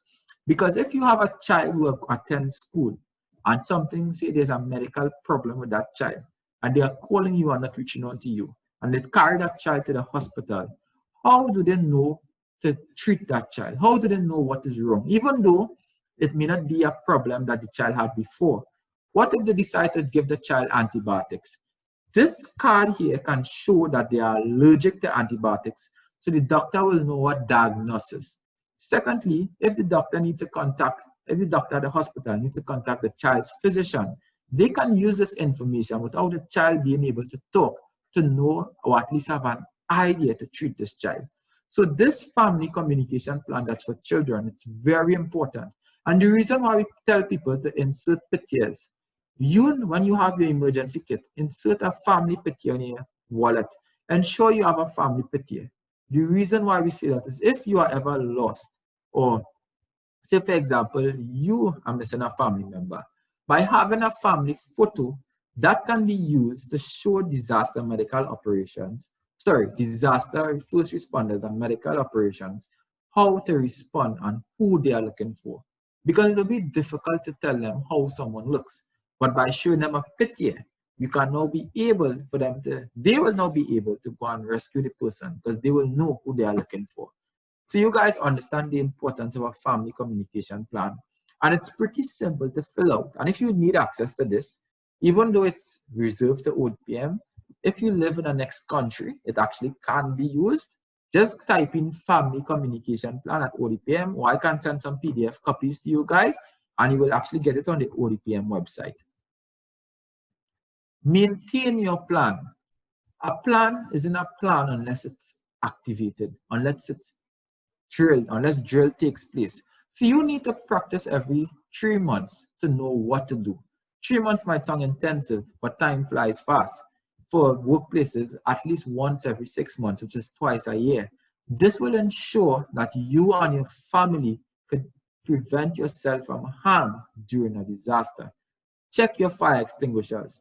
Do you know that you do not rest fire extinguishers on the ground because it tends to get rusty? That's why it's hung on the wall. Check your emergency kit supplies every 3 months. It is important to check your emergency kit supplies every 3 months because you need to ensure your medication or food stuff isn't spoiled. For those who live in Trinidad and Tobago, we don't have activated emergency centers at the moment. Our emergency centers usually function as schools and community centers, and it's only when a disaster happens that is activated. So I want to ask someone a question from Trinidad and Tobago. Who is responsible in Trinidad and Tobago for activating an emergency shelter?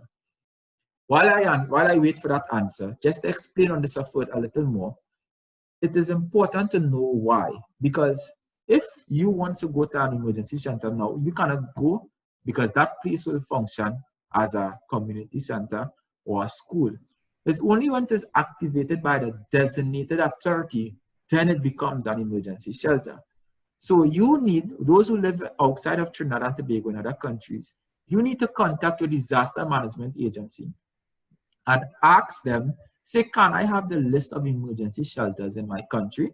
And two, ask them, are these shelters activated only when a disaster occurs, or it constantly functions as an emergency shelter? These are questions you need to know. So if a disaster occurs, you will know where to go once it is activated. So by now, someone should be able to answer me from Trinidad and Tobago. Yes, I have someone with an answer, and then I also have someone with their hand up to ask a question, okay? Okay, great. So first, Melanie, to answer the question that Jamil asked. Who Melanie, activates you can go emergency ahead. centers? I believe it's the ODPM, as led by whoever's in charge, the brigadier in charge or whatever. All right, thanks for your answer, Melanie. That was a good try. And that is actually a misconception most people have. It's actually not the ODPM, it's the disaster management unit. So the disaster management units, they are responsible for the activation or opening of emergency shelters. So what this means, everyone, is that the disaster management unit in each municipal corporation has a disaster coordinator. That coordinator has the right to say, okay, let's open 10 emergency shelters. So today, this place could be functioning as a school. And when he gives that authority, when she gives that authority or that advice, that automatically, that building automatically becomes an emergency shelter. That information is then given to ODPM to share, to let people know that a shelter has been activated.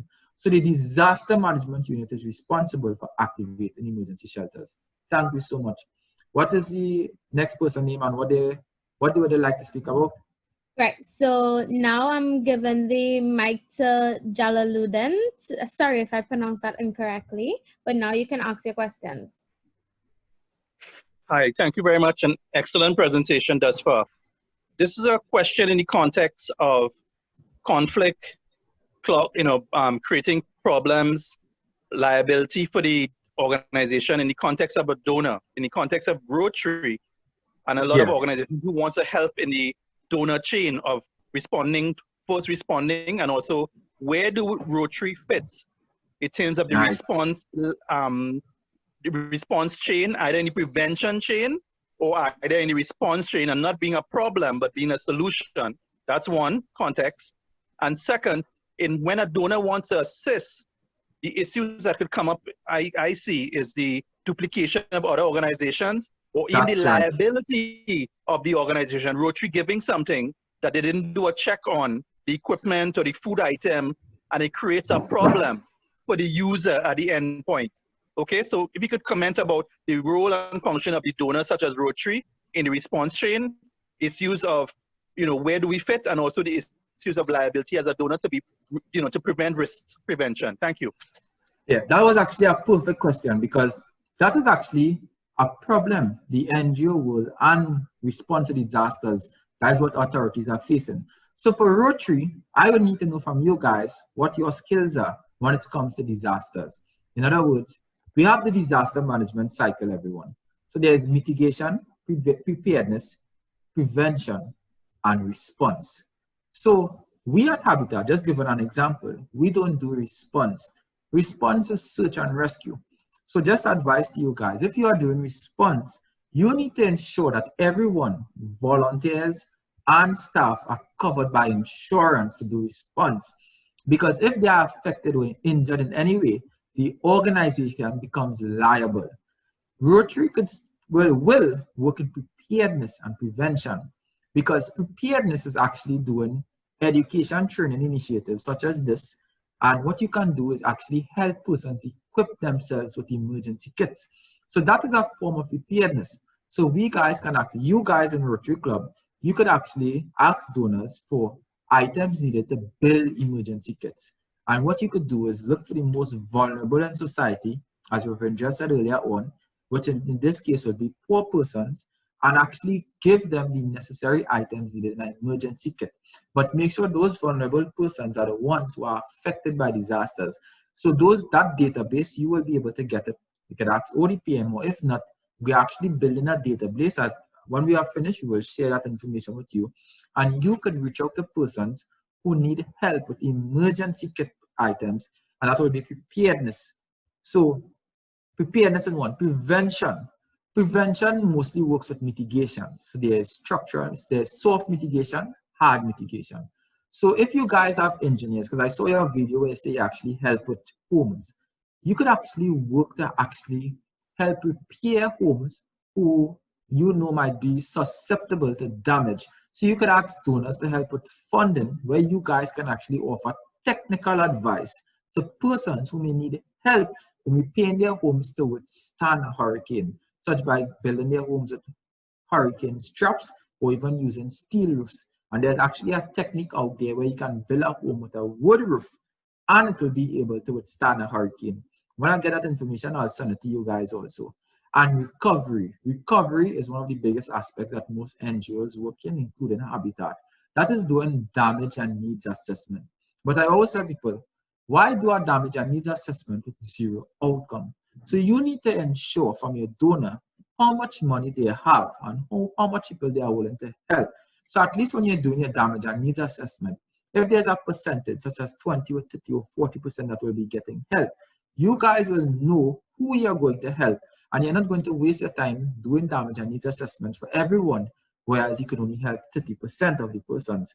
So ensure that it's in the scope or in alignment with what you need to help and the donor is willing to help. So if the donor is willing to do roof repairs, do a target audience of roof repairs for damage and needs assessments, because we have a problem in Trinidad where we do damage and needs assessments for everyone who are affected. And this is from my experience.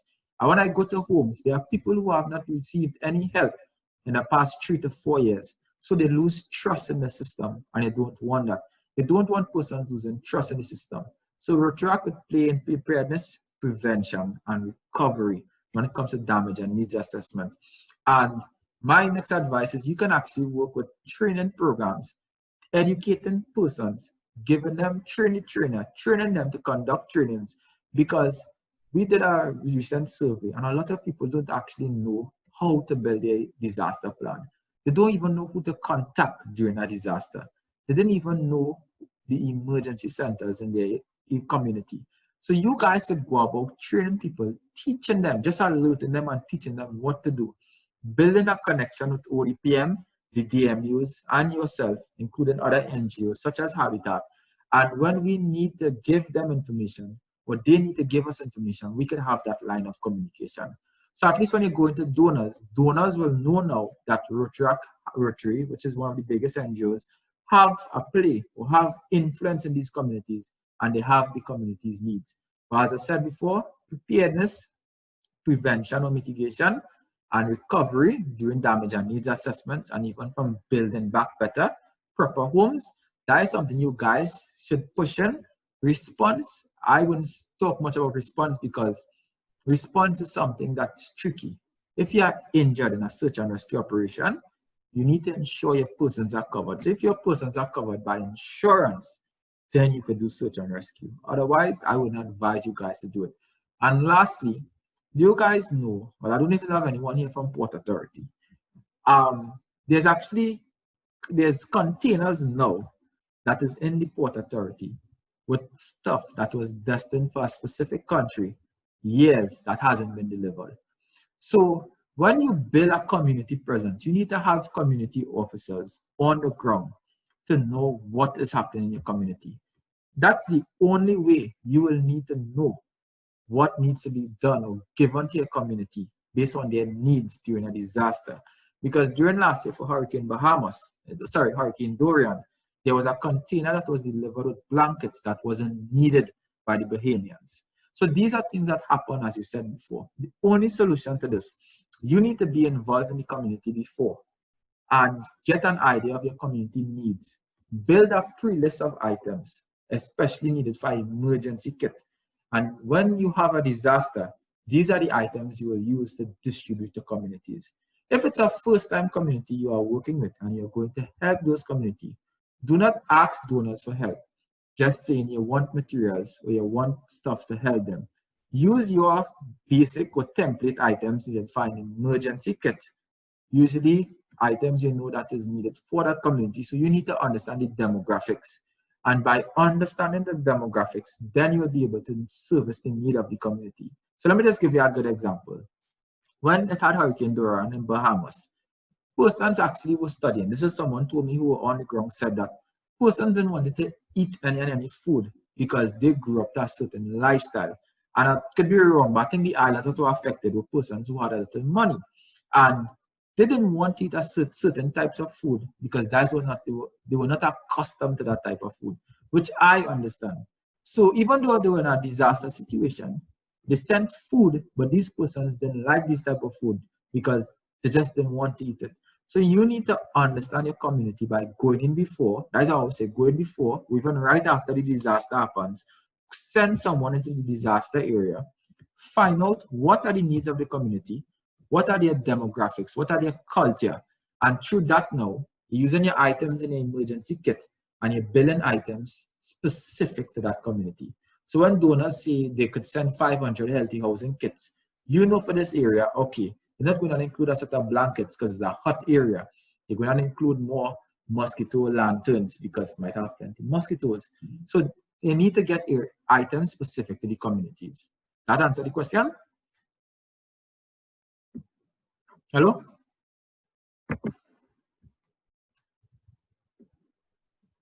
And now seeing the insurance. It's supposed to, and that's what I'm saying, do not go into response unless you're covered by insurance. I am actually a cert trainee, and I will not put myself out there fully until we are covered by insurance. And that is actually something we're still working on, and it's been over a year. So it's needed for your own safety. I can't say if each club should be able to pursue their own insurance because I wouldn't have the authority, but I think that's something that should be discussed with your admin. So for my job, I'm covered by insurance with Habitat. So I could go on search and rescue, but I still need to reevaluate everything before I even go. But we just do recovery operations and preparedness and prevention because it's still risky to prevent yourself from lawsuits and incurring heavy losses.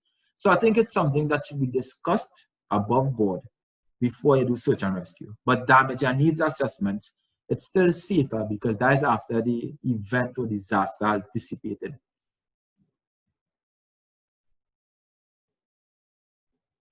I've seen someone said DNA should have the DNA's damage and needs assessment should have a centralized database.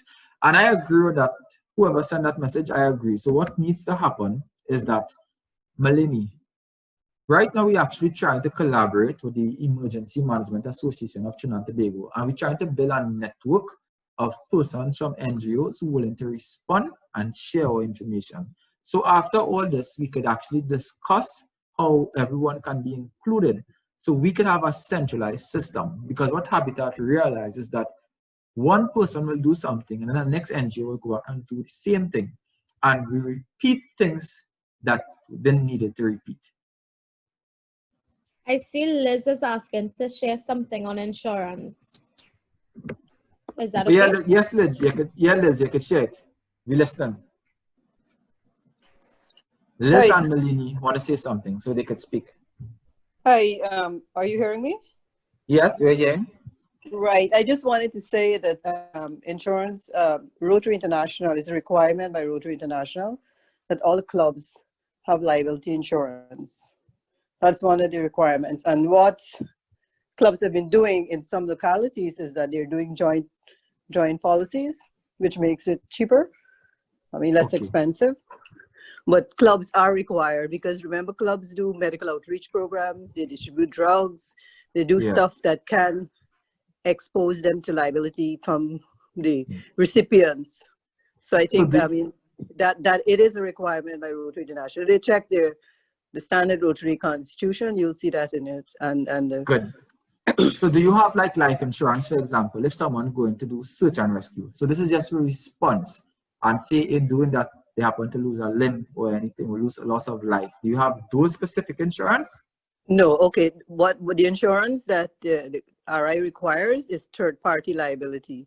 So if there's injury or damages because of something you would have done or helped provided as an NGO, that is what is covered, not life insurance or limb. That is what people need to take for themselves. So I think that, so that's one of the biggest insurance even though, no worries, every NGO, that's why not a lot of NGOs do first responder. One of the few is Red Cross, and you realize they are selected persons. Most cases, staff the send out because they need to be covered by full health insurance and life insurance, because in doing search and rescue operations, you could actually lose a limb or you could lose your entire life. So these things are important just from normal insurance. So what you could do is like... So you're talking about the persons, that the Rotarians going out there and exposing themselves, because NGOs can actually buy personal accident insurance, they can buy group life insurance, they can buy health insurance. All of those can be purchased, but the NGO will have to purchase that to cover their employees, volunteers, or whatever, whoever they are. Okay? Yeah, because remember, in a search and rescue situation, this is not recovery where the disaster already happened. You're in the disaster zone, people trapped under debris, and people in floodwaters. Basically, we just be seeing happening. If you're seeing it happening, just let people know it by law it's not supposed to be happening, because if you're going to rescue someone who trapped in floodwaters and something happened to the person who was going to rescue, the NGO they represented or the ministry they actually represented, they will be held accountable. So when people say, you know, a lot of people, there's some people who live in Trinidad. I saw everybody that's be hearing why ODPM doesn't be on the ground. Do you know the reason they don't be on the ground is because they know and their staff know that they are not first responders. So that is why they don't go on the ground. So they actually do that for their own safety, even though they are coordinators. So it's good to have that, and in doing so, then you could actually do response. With our advice, then you could do response. So at least you know the staff or the volunteers involved are safe and covered. Okay, and now Melanie would just like to say something on DNAs. Yes, Melanie. You can go ahead, Melanie. It was just with reference to the DNA. So I remember working with an NGO in Greenville after the flooding there. And in terms of getting the needs assessment, there were so many different agencies collecting needs assessment forms, and everybody had similar things on their forms. So another thing that we should look into is just standardizing a form so that everyone collects the information. So once one agency passes, the database would have information on that person or that the people affected already. And it is similar information across the board. So if we just put in what each agency needs, then we get to a point where we have a standardized form so that when one passes, we get all the information that is required, and then it can be distributed to all of the NGOs and state agencies. Yeah, because that is a plan we actually planning to discuss with ODPM and rural development, because we realized we did DNAs for a lot of persons, and they told us, well, someone else already came and did this DNA. And persons are starting to lose trust in the system, because when 5 persons visit a home to do a DNA or a DANA, and you get to realize no one helped you in 1 to 2 years, do you think if you're affected by a disaster and someone comes to do a DANA, you would want a help from them? No. So if we could standardize and create a system where everyone sees who gets help, it could prevent misuse of resources and wastage. Because if 10 NGOs go in a community and each NGO visit a household, I think that is you're just wasting resources, to be honest. We could use the resources more effectively and efficiently. So just to end, before we end the presentation, the last part. Someone asking a question, Jamil. All right, then I'll take one more question, and then after we finish this and this part of the emergency kits, we'll answer the remainder question. So you can answer the question. Kesh said she needs to update her emergency kits, and she wants to know where she can get one in Trinidad and Tobago. Nice. So we're going into the last part of the presentation now. And the last part of the presentation is emergency kit preparation. So prepare an emergency kit or a supplies kit before disaster happens. So I just want to make sure everyone on the same page. An emergency kit is any kit with essential items that is prepared before a disaster. They don't prepare an emergency kit during, they don't prepare an emergency kit after. An emergency kit is a list of essential items for your needs, in other words, that is prepared before. So there are 3 main types of emergency kits. We have a car emergency kit. That is where you store in your vehicle and should also include basic vehicle repair or vehicular repair devices. You have a grab and go bag, which is one of the most common. That is recommended for use by one person and should last for 3 days. The reason why we say our grab and go bag should last for 3 days is because it takes you up to 3 days for first responder agencies to respond to you. So that is why there's something called a 72-hour protocol, which basically means that in 3 days, that's the amount of time it will take for first responders, or it should take them to respond. So at least you should have enough supplies to last you for 3 days.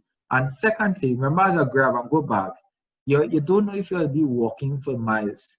You'll be walking for days. So you need to have enough items on you to last you for that 3 days. And you and your family need to be able to walk with it, to carry it. You don't want it to be an overload or a bearing on you. And then lastly, we have the household emergency kit. A household emergency kit is a large emergency kit that can be placed in a large container or duffel bag for your entire household, and it's meant to last you for 3 days or more.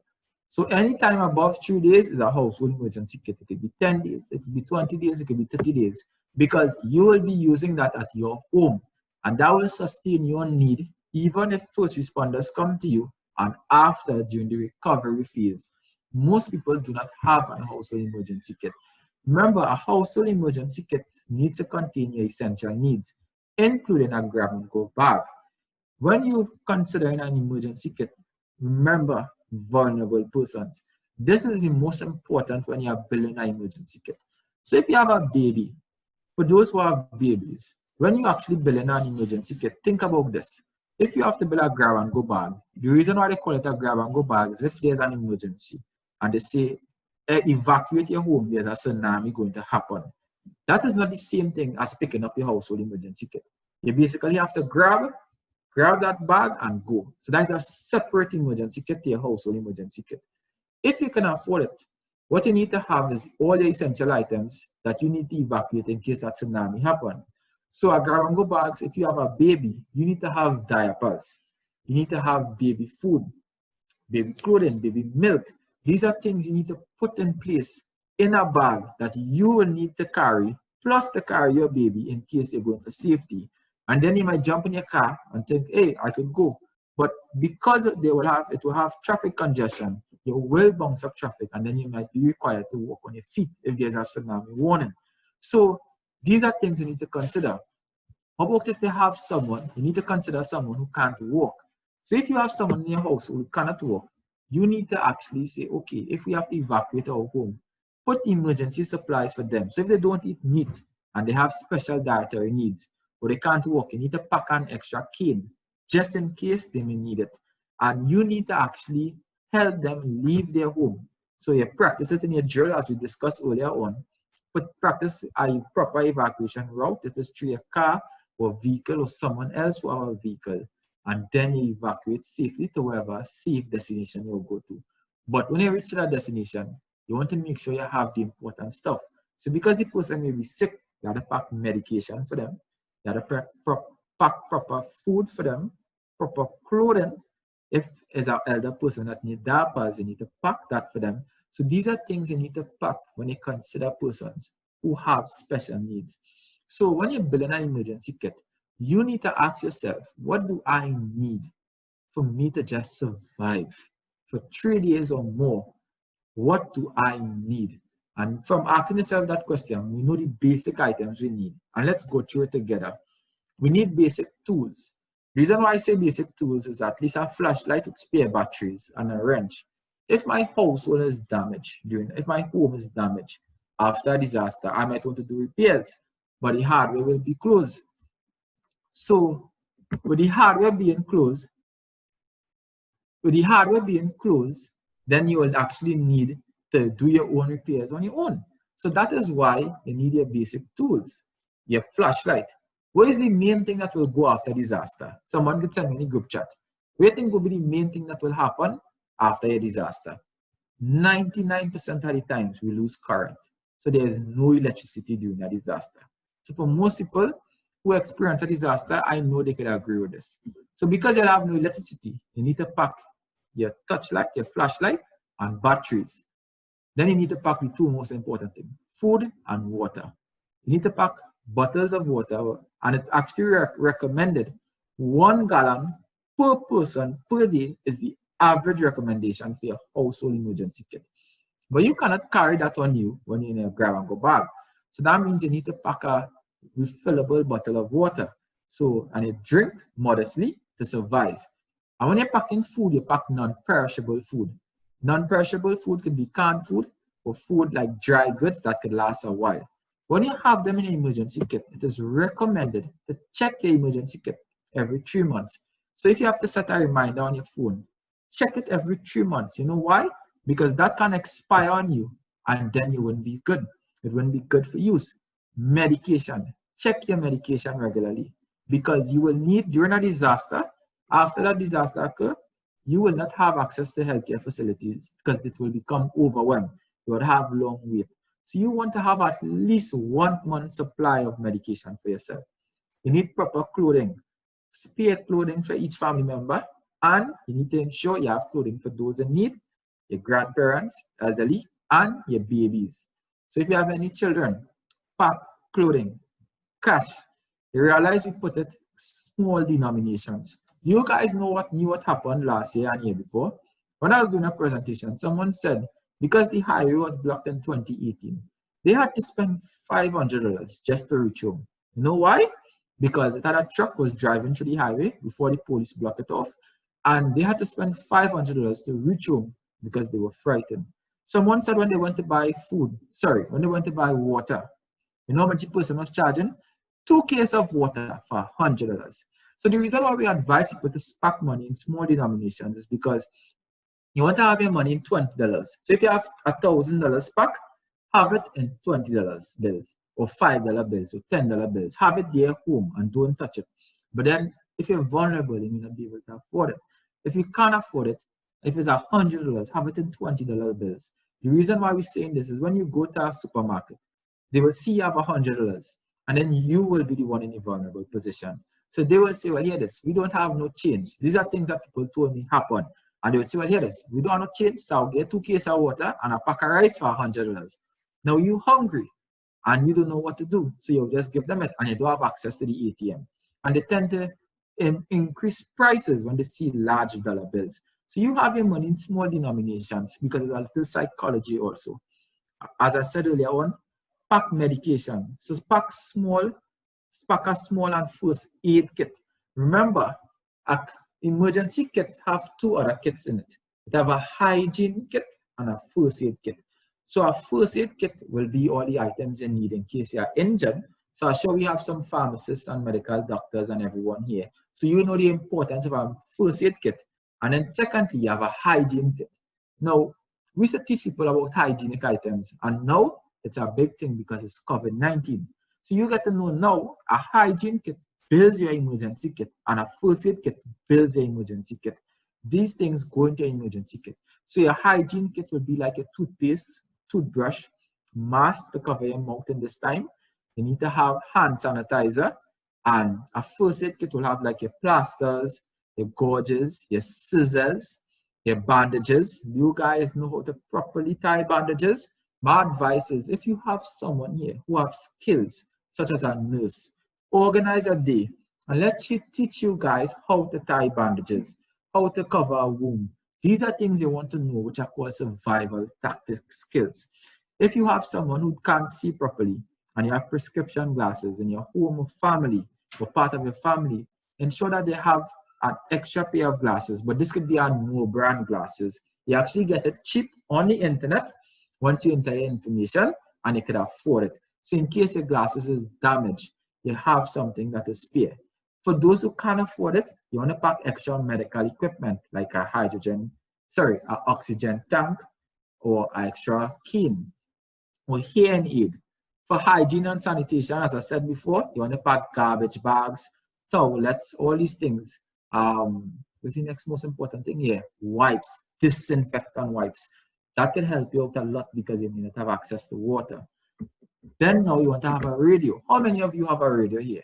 My guess. We have radios on our phones, right? But When your battery die, what's going to happen? So pack a power bank. Pack a power bank. You're stressing on that because you will need your phone. But it's also advisable to pack a next radio and pack extra batteries. So in case you need to listen to the Met Office or the disaster authority agency in your country, they will tell you updates. Special items such as your family needs. So if it's diapers, walking canes, your pump, or for your wheelchairs, these are things you need to pack. Spare keys, very important. So you're packing 2 extra keys, one for your home, businesses, or for your vehicle. So these are the list of items you'll need in your grab and go bag. And I actually have an emergency bag. I just can't share it now because it's in my room. But when you're packing it, because it's a grab and go bag, you need to put it in small. You need limited quantities because you don't want too much load on your back. But for your emergency kit, you could pack it in larger quantities and you need to think about your family. So if I have 10 persons in my family, I stay down and tell my family, okay, this is not luxury. If you have to eat cricks every day for the next 3 days, you eat cricks and tuna. Because it's not about luxury, it's about survival. You pack extra clothing, you pack extra footwear. In this situation, you pack mask. And next important thing we tell people to pack is a whistle. Do you know why you pack a whistle? I want someone to answer that for me. Why you always pack a whistle in your grab and go bag and in your emergency kit? Who could answer that question for me? Anyone? Moderator who would like to answer that question? Why you pack a whistle? I'm waiting for, okay, Joel, Alexander, and Adrian answered. I'm going to put on Joel first. Yeah. Joel, you can go ahead.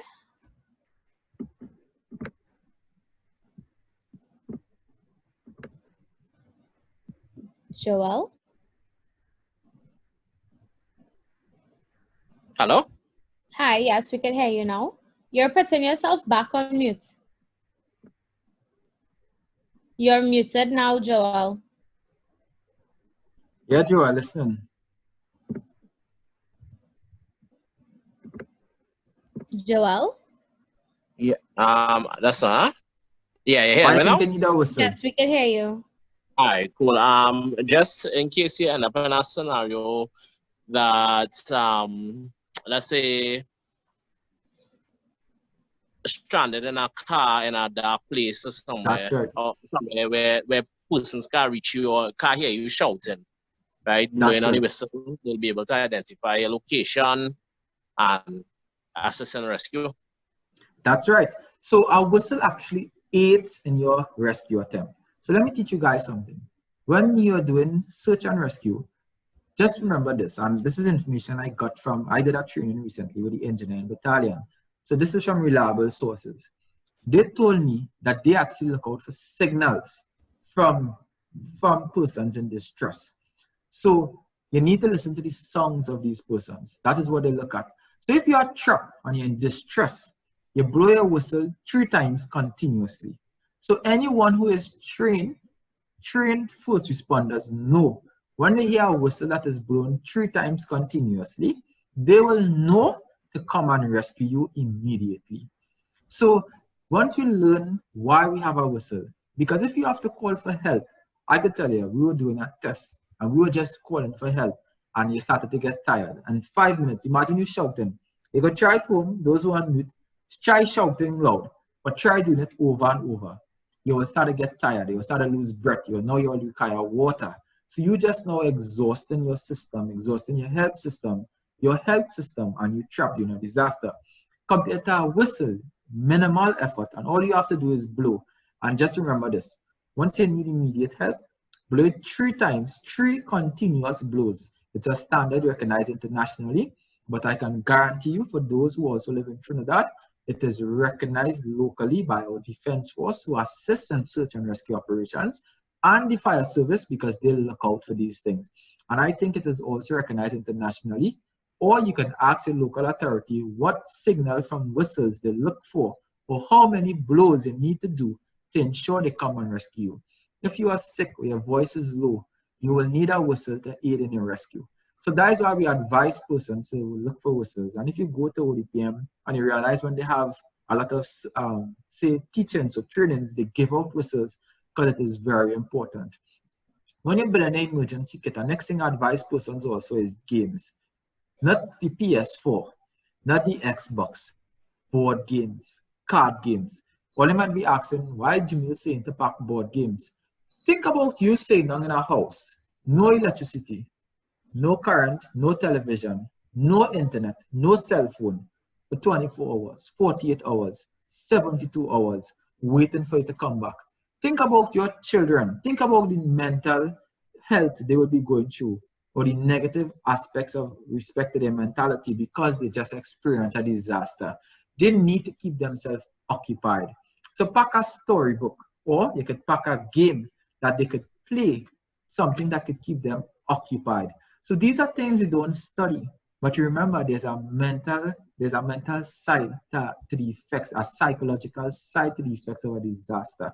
So all of you who have children, all of you who have babies, pack something that your baby or your child could play with. God forbid, if we ever have to evacuate, if we ever have to sit down home and do nothing, you know, it will keep us occupied. So there are a lot more stuffs you could pack, and I will send you guys information where you could actually get the information for emergency kit. But these are the basic items you need. We also tell people to pack a local map, a map, so in case you need to get around, you can pack garbage bags, cleaning supplies. We know the importance of this of COVID-19. What about if they tell you come to an evacuation center? You want to make sure the place is clean for yourself. And these are the stuffs needed for emergency kit. And to end it off, I just want to spend 5 minutes on a little activity before we end the presentation. So I'm going to, it's a game. This is, mind you, this presentation is usually very interactive in person. So sorry if it had any little setbacks, because this is one of the first online presentations. So I want to play a little game with you guys. So for the moderator, the name of this game is this Emergency Kit Pictionary, Disaster Pictionary. So I want 3 persons who will be willing to draw, who could draw on the computer. And I will put on a whiteboard. And 3 persons, the moderator can tell me choose 3 persons. If you'd like to draw, just type in the chat saying draw. Yeah. And I will send you the items and you will draw it. And who knows the answer, because I'm watching the group chat right now, you could just send the answer in the group chat. And to everyone who answered with the whistles, you are correct. So people could find you if you are lost or if you are trapped. So for the persons who want to draw, you could just, the moderator could just give my access to them, or they could draw, but I will message them privately and tell them what items to draw. So we could choose, let's start off with 1 person. We have 1 person who want to draw? No one yet. So I could choose someone by random. All right, nice. Choose someone by random. See. We have Melanie Harris. Okay, Melanie. So you want them one by one? You could go with Melanie. Yeah. Melanie, sorry, in the meantime. All right, Melanie. Ireland. So Melanie, I'm sending you something to draw, right? And yeah, so I know send you something to draw, Melanie. And for every item we get correct, we will explain the importance of this. Some of it we discussed already. Some I deliberately didn't discuss. And you guys could just send you get the message, Melanie, you can message me privately already, send me a message. So everyone who is watching, you could just send your message in the group chat and I will know if you're correct. So Melanie, you could start to draw. I think I put it on whiteboard screen so you could actually see. But what does she have access to draw on the board? I think so now. Click it and see, because I did a training last time and they were able to draw. So you just try and see, Melanie, if you could draw. Just see if you could click draw.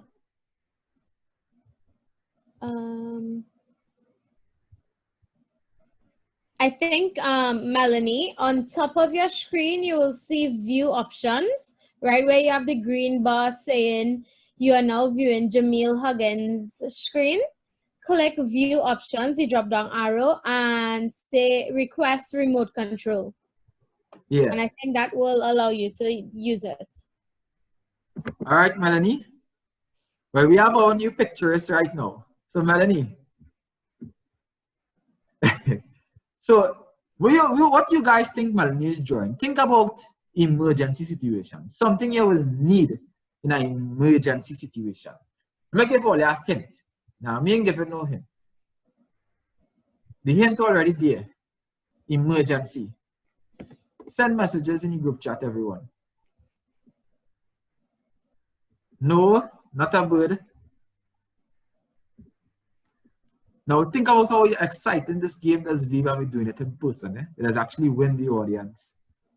A tent, good idea, but it isn't a tent.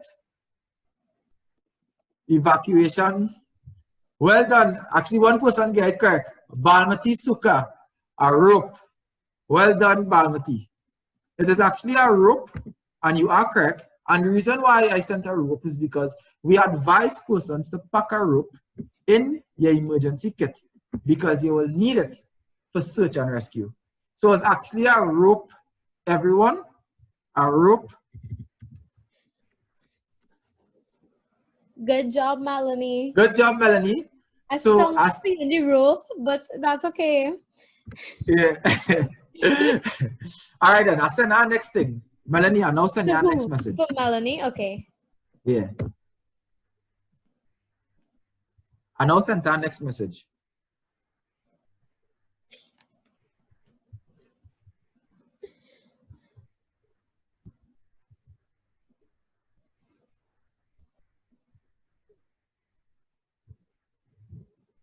Jamil, we have other people that want to draw after this. Oh, so everybody want to draw now? Nice, I like it. Where's that one? That's right, Adrian Jordan. A first aid kit, well done. And we know the importance of a first aid kit, right? So I will let Melanie draw one first, and then we'll choose, you have someone else, right? So Melanie? Yeah, just double checking now. All right. A first aid kit.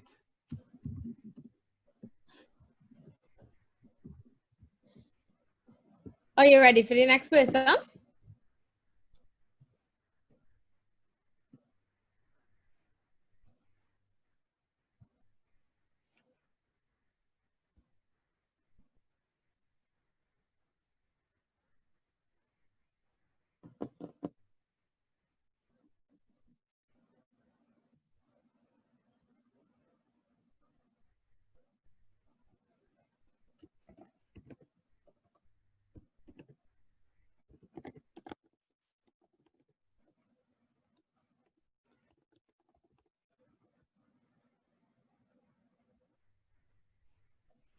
Jamil, you're on mute.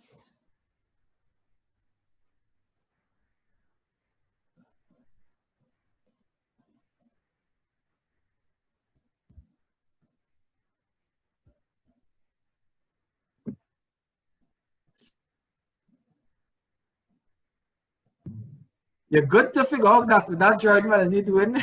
I'm joking, Melanie. All right, Ole. So let me give Melanie a round of applause. She did good. She did good. Is that battery? Battery is right. Battery is right. So thank you so much. So we could choose someone now who want to draw? Someone told me to pick, well, not pick on, but to call Alexandra to draw. Alexandra. Right, thanks again, Melanie.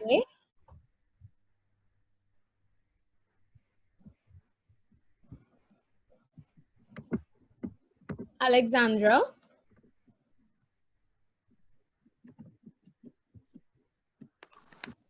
So we have Alexandra now? Yes. I'm not sure. I'm on my tablet. I don't know if I can do anything on the tablet. Do you see next to where it says that Jamil is sharing his screen?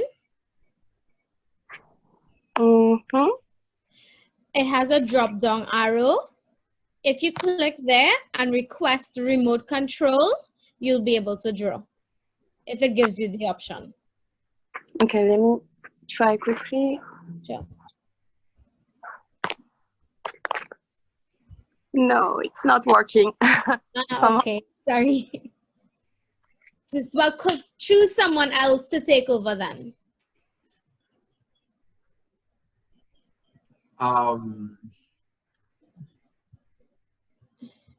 Paige. Okay, We have a Paige. Paige who wanted to try. Yeah, let me search for her.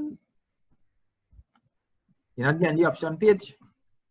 I'm now trying to unmute her. Yeah, no, I don't have the option either to request remote control, so.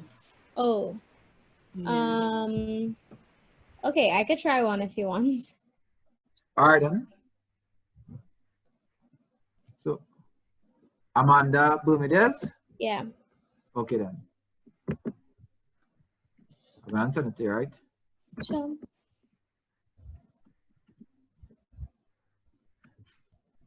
So, we have Amanda Bermudez. She will be drawing first. You get it, Amanda? Yeah, try. Right. Yeah, I'll give you some a little hard. Thanks, sir. Yeah, I'll give you some easy afterwards.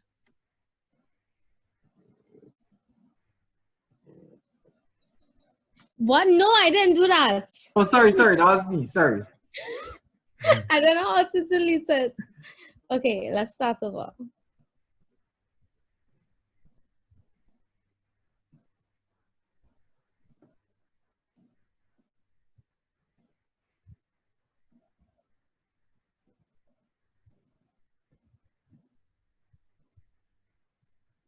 Come on, guys. We think Amanda drawing here for you. Yes, Melanie, have it. A blanket. Well done, well done. All right, let me just type in the next one for you, Amanda. Sure. I don't know how to like clear the screen though. I'll clear it. Oh, okay, perfect. So I sent 3 for you one time so you could draw those, right? 3. Yeah, and we were done the top after those 3. Okay. No, man. Can I like just describe it and stuff? No, like I can get 3 easy ones. Okay. I don't have So that's the last 3. I can't draw. I don't have like the pencil.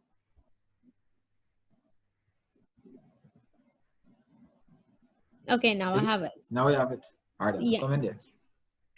Good.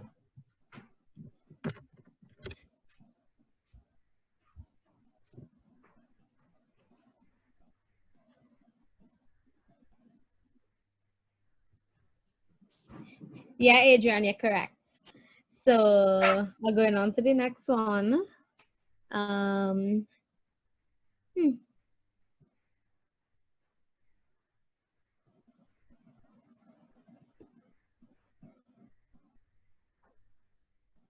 What kind of fish page? It comes. Yes, there's 2 now. That's right. And what was it? Oh, I know the other one now. Yes, and we know how we pack 2 now. Marijuana.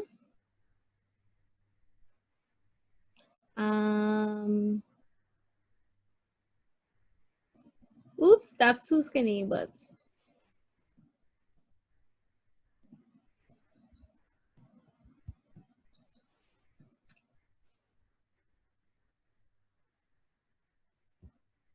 yes, flashlights. Well done. Okay.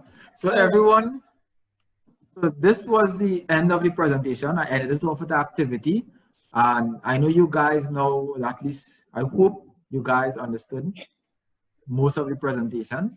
And if you have any questions, feel free to ask me any questions.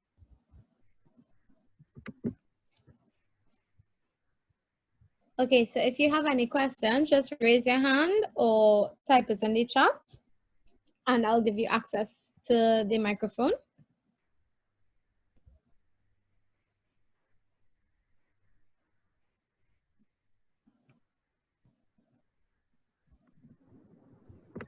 Just before everyone signs out, if we can just get your cameras on so we can take a screenshot just for Instagram purposes.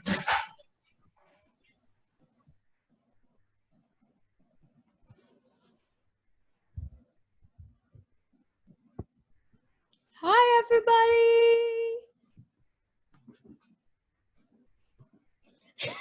Adrian.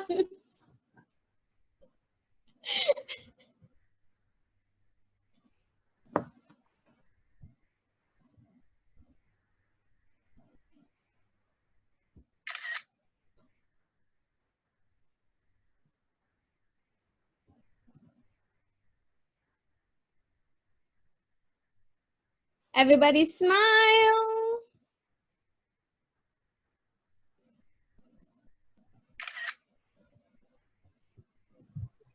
Good job. Everybody still smiling. Wait, they have more than one screen. Okay. Okay, everybody smile again. Perfect. Also, Jamil, don't Okay. forget to add the post-assessment document Okay, in the chat. I'll send in a post-assessment link. So you guys will just answer it, please. Some persons have questions in the chat. Adrian, he has a comment. He said, shoot us a message when Habitat is painting constructing another house in the East-West area. And Okay, will do. And Jalaluddin asks, is there a good website we can go to get further info and templates? Yes. I'll send the website. Ready.org. ready.org. I'm typing it into the chat for all those who may have missed it. And there's also a link in the chat for you to fill out a survey based on Jamil's presentation today. So you could go give him some good feedback. It's ready.gov, not org, my mistake. Sorry. Ready.gov. So it's from FEMA, the US government, and you have a lot of information there. And any information for those from Trinidad and Tobago, just go to ODPM site. Joel asks, if someone would like to pursue this field of study, where should they start?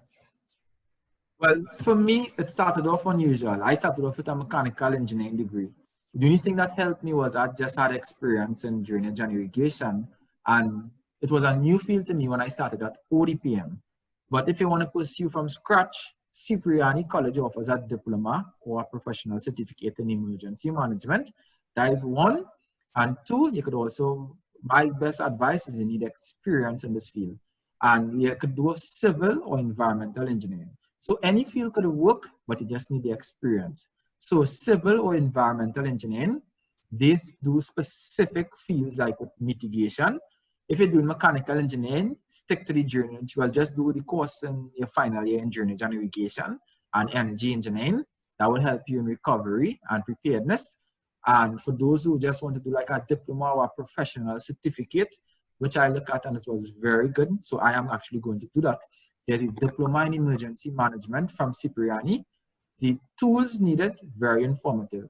If you want to go online, you could actually go on, they have a lot of sites online like disasterready.com, just type it in, and they offer courses online that's very affordable to teach you.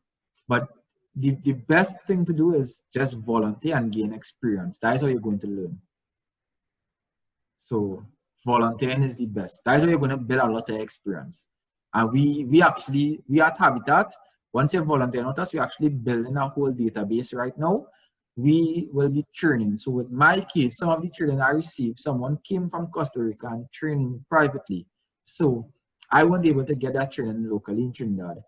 But they just gave me the training on how to execute PASA and all these things. So I would be able to teach you guys now how to do these trainings. And those who in architecture, so you have to understand that there is a different role in disaster management. So those who in architecture, you could actually go into design of buildings and mitigation. Those who in psychology, there's a part called psychology of disasters. Those who are communication experts, you could actually go into social media management for disaster management. So there are different fields, and you could just let me know and I could tell you what to go towards. So there are different fields, and it's growing now because as you can see, we have a lot of disasters affecting the country these days. And not just the country, the whole world. So there's a big field. But to start off fresh, the Diploma in Emergency Management is one of the best to start off with an experience. Any other questions?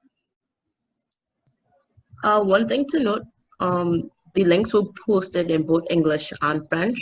The first link is in English and the second link is in French. So you get the information there. All you guys just have to do when you click those links is fill out the information and just click submit and I will get the information compiled. Secondly, this is for those who are from Trinidad and Tobago. Do we have anyone here from Cuba? If you're from Cuba, you could just send Chanel a message, please, with your name and just put your name and put you're from Cuba. This is for a separate project we're doing with a separate donor, but we are looking for persons from Cuba who attended this specific training. And when I go more into details, any more questions? So a lot of people are giving you great feedback in the chat, Jamil. And now I just want to call on the president of the Rotaract Club of Port of Spain West, Leon George, to do a vote of thanks for this event. Leon, the floor is yours.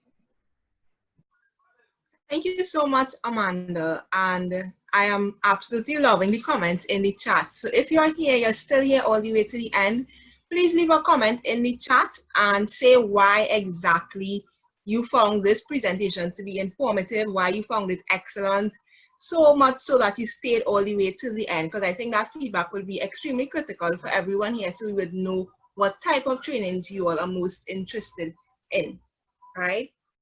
So with all protocols observed, I'd like to start off by giving a huge thank you to our presenter, Jamil Huggins, for sharing all of your knowledge and expertise on disaster risk and the ways in which we can reduce its impact.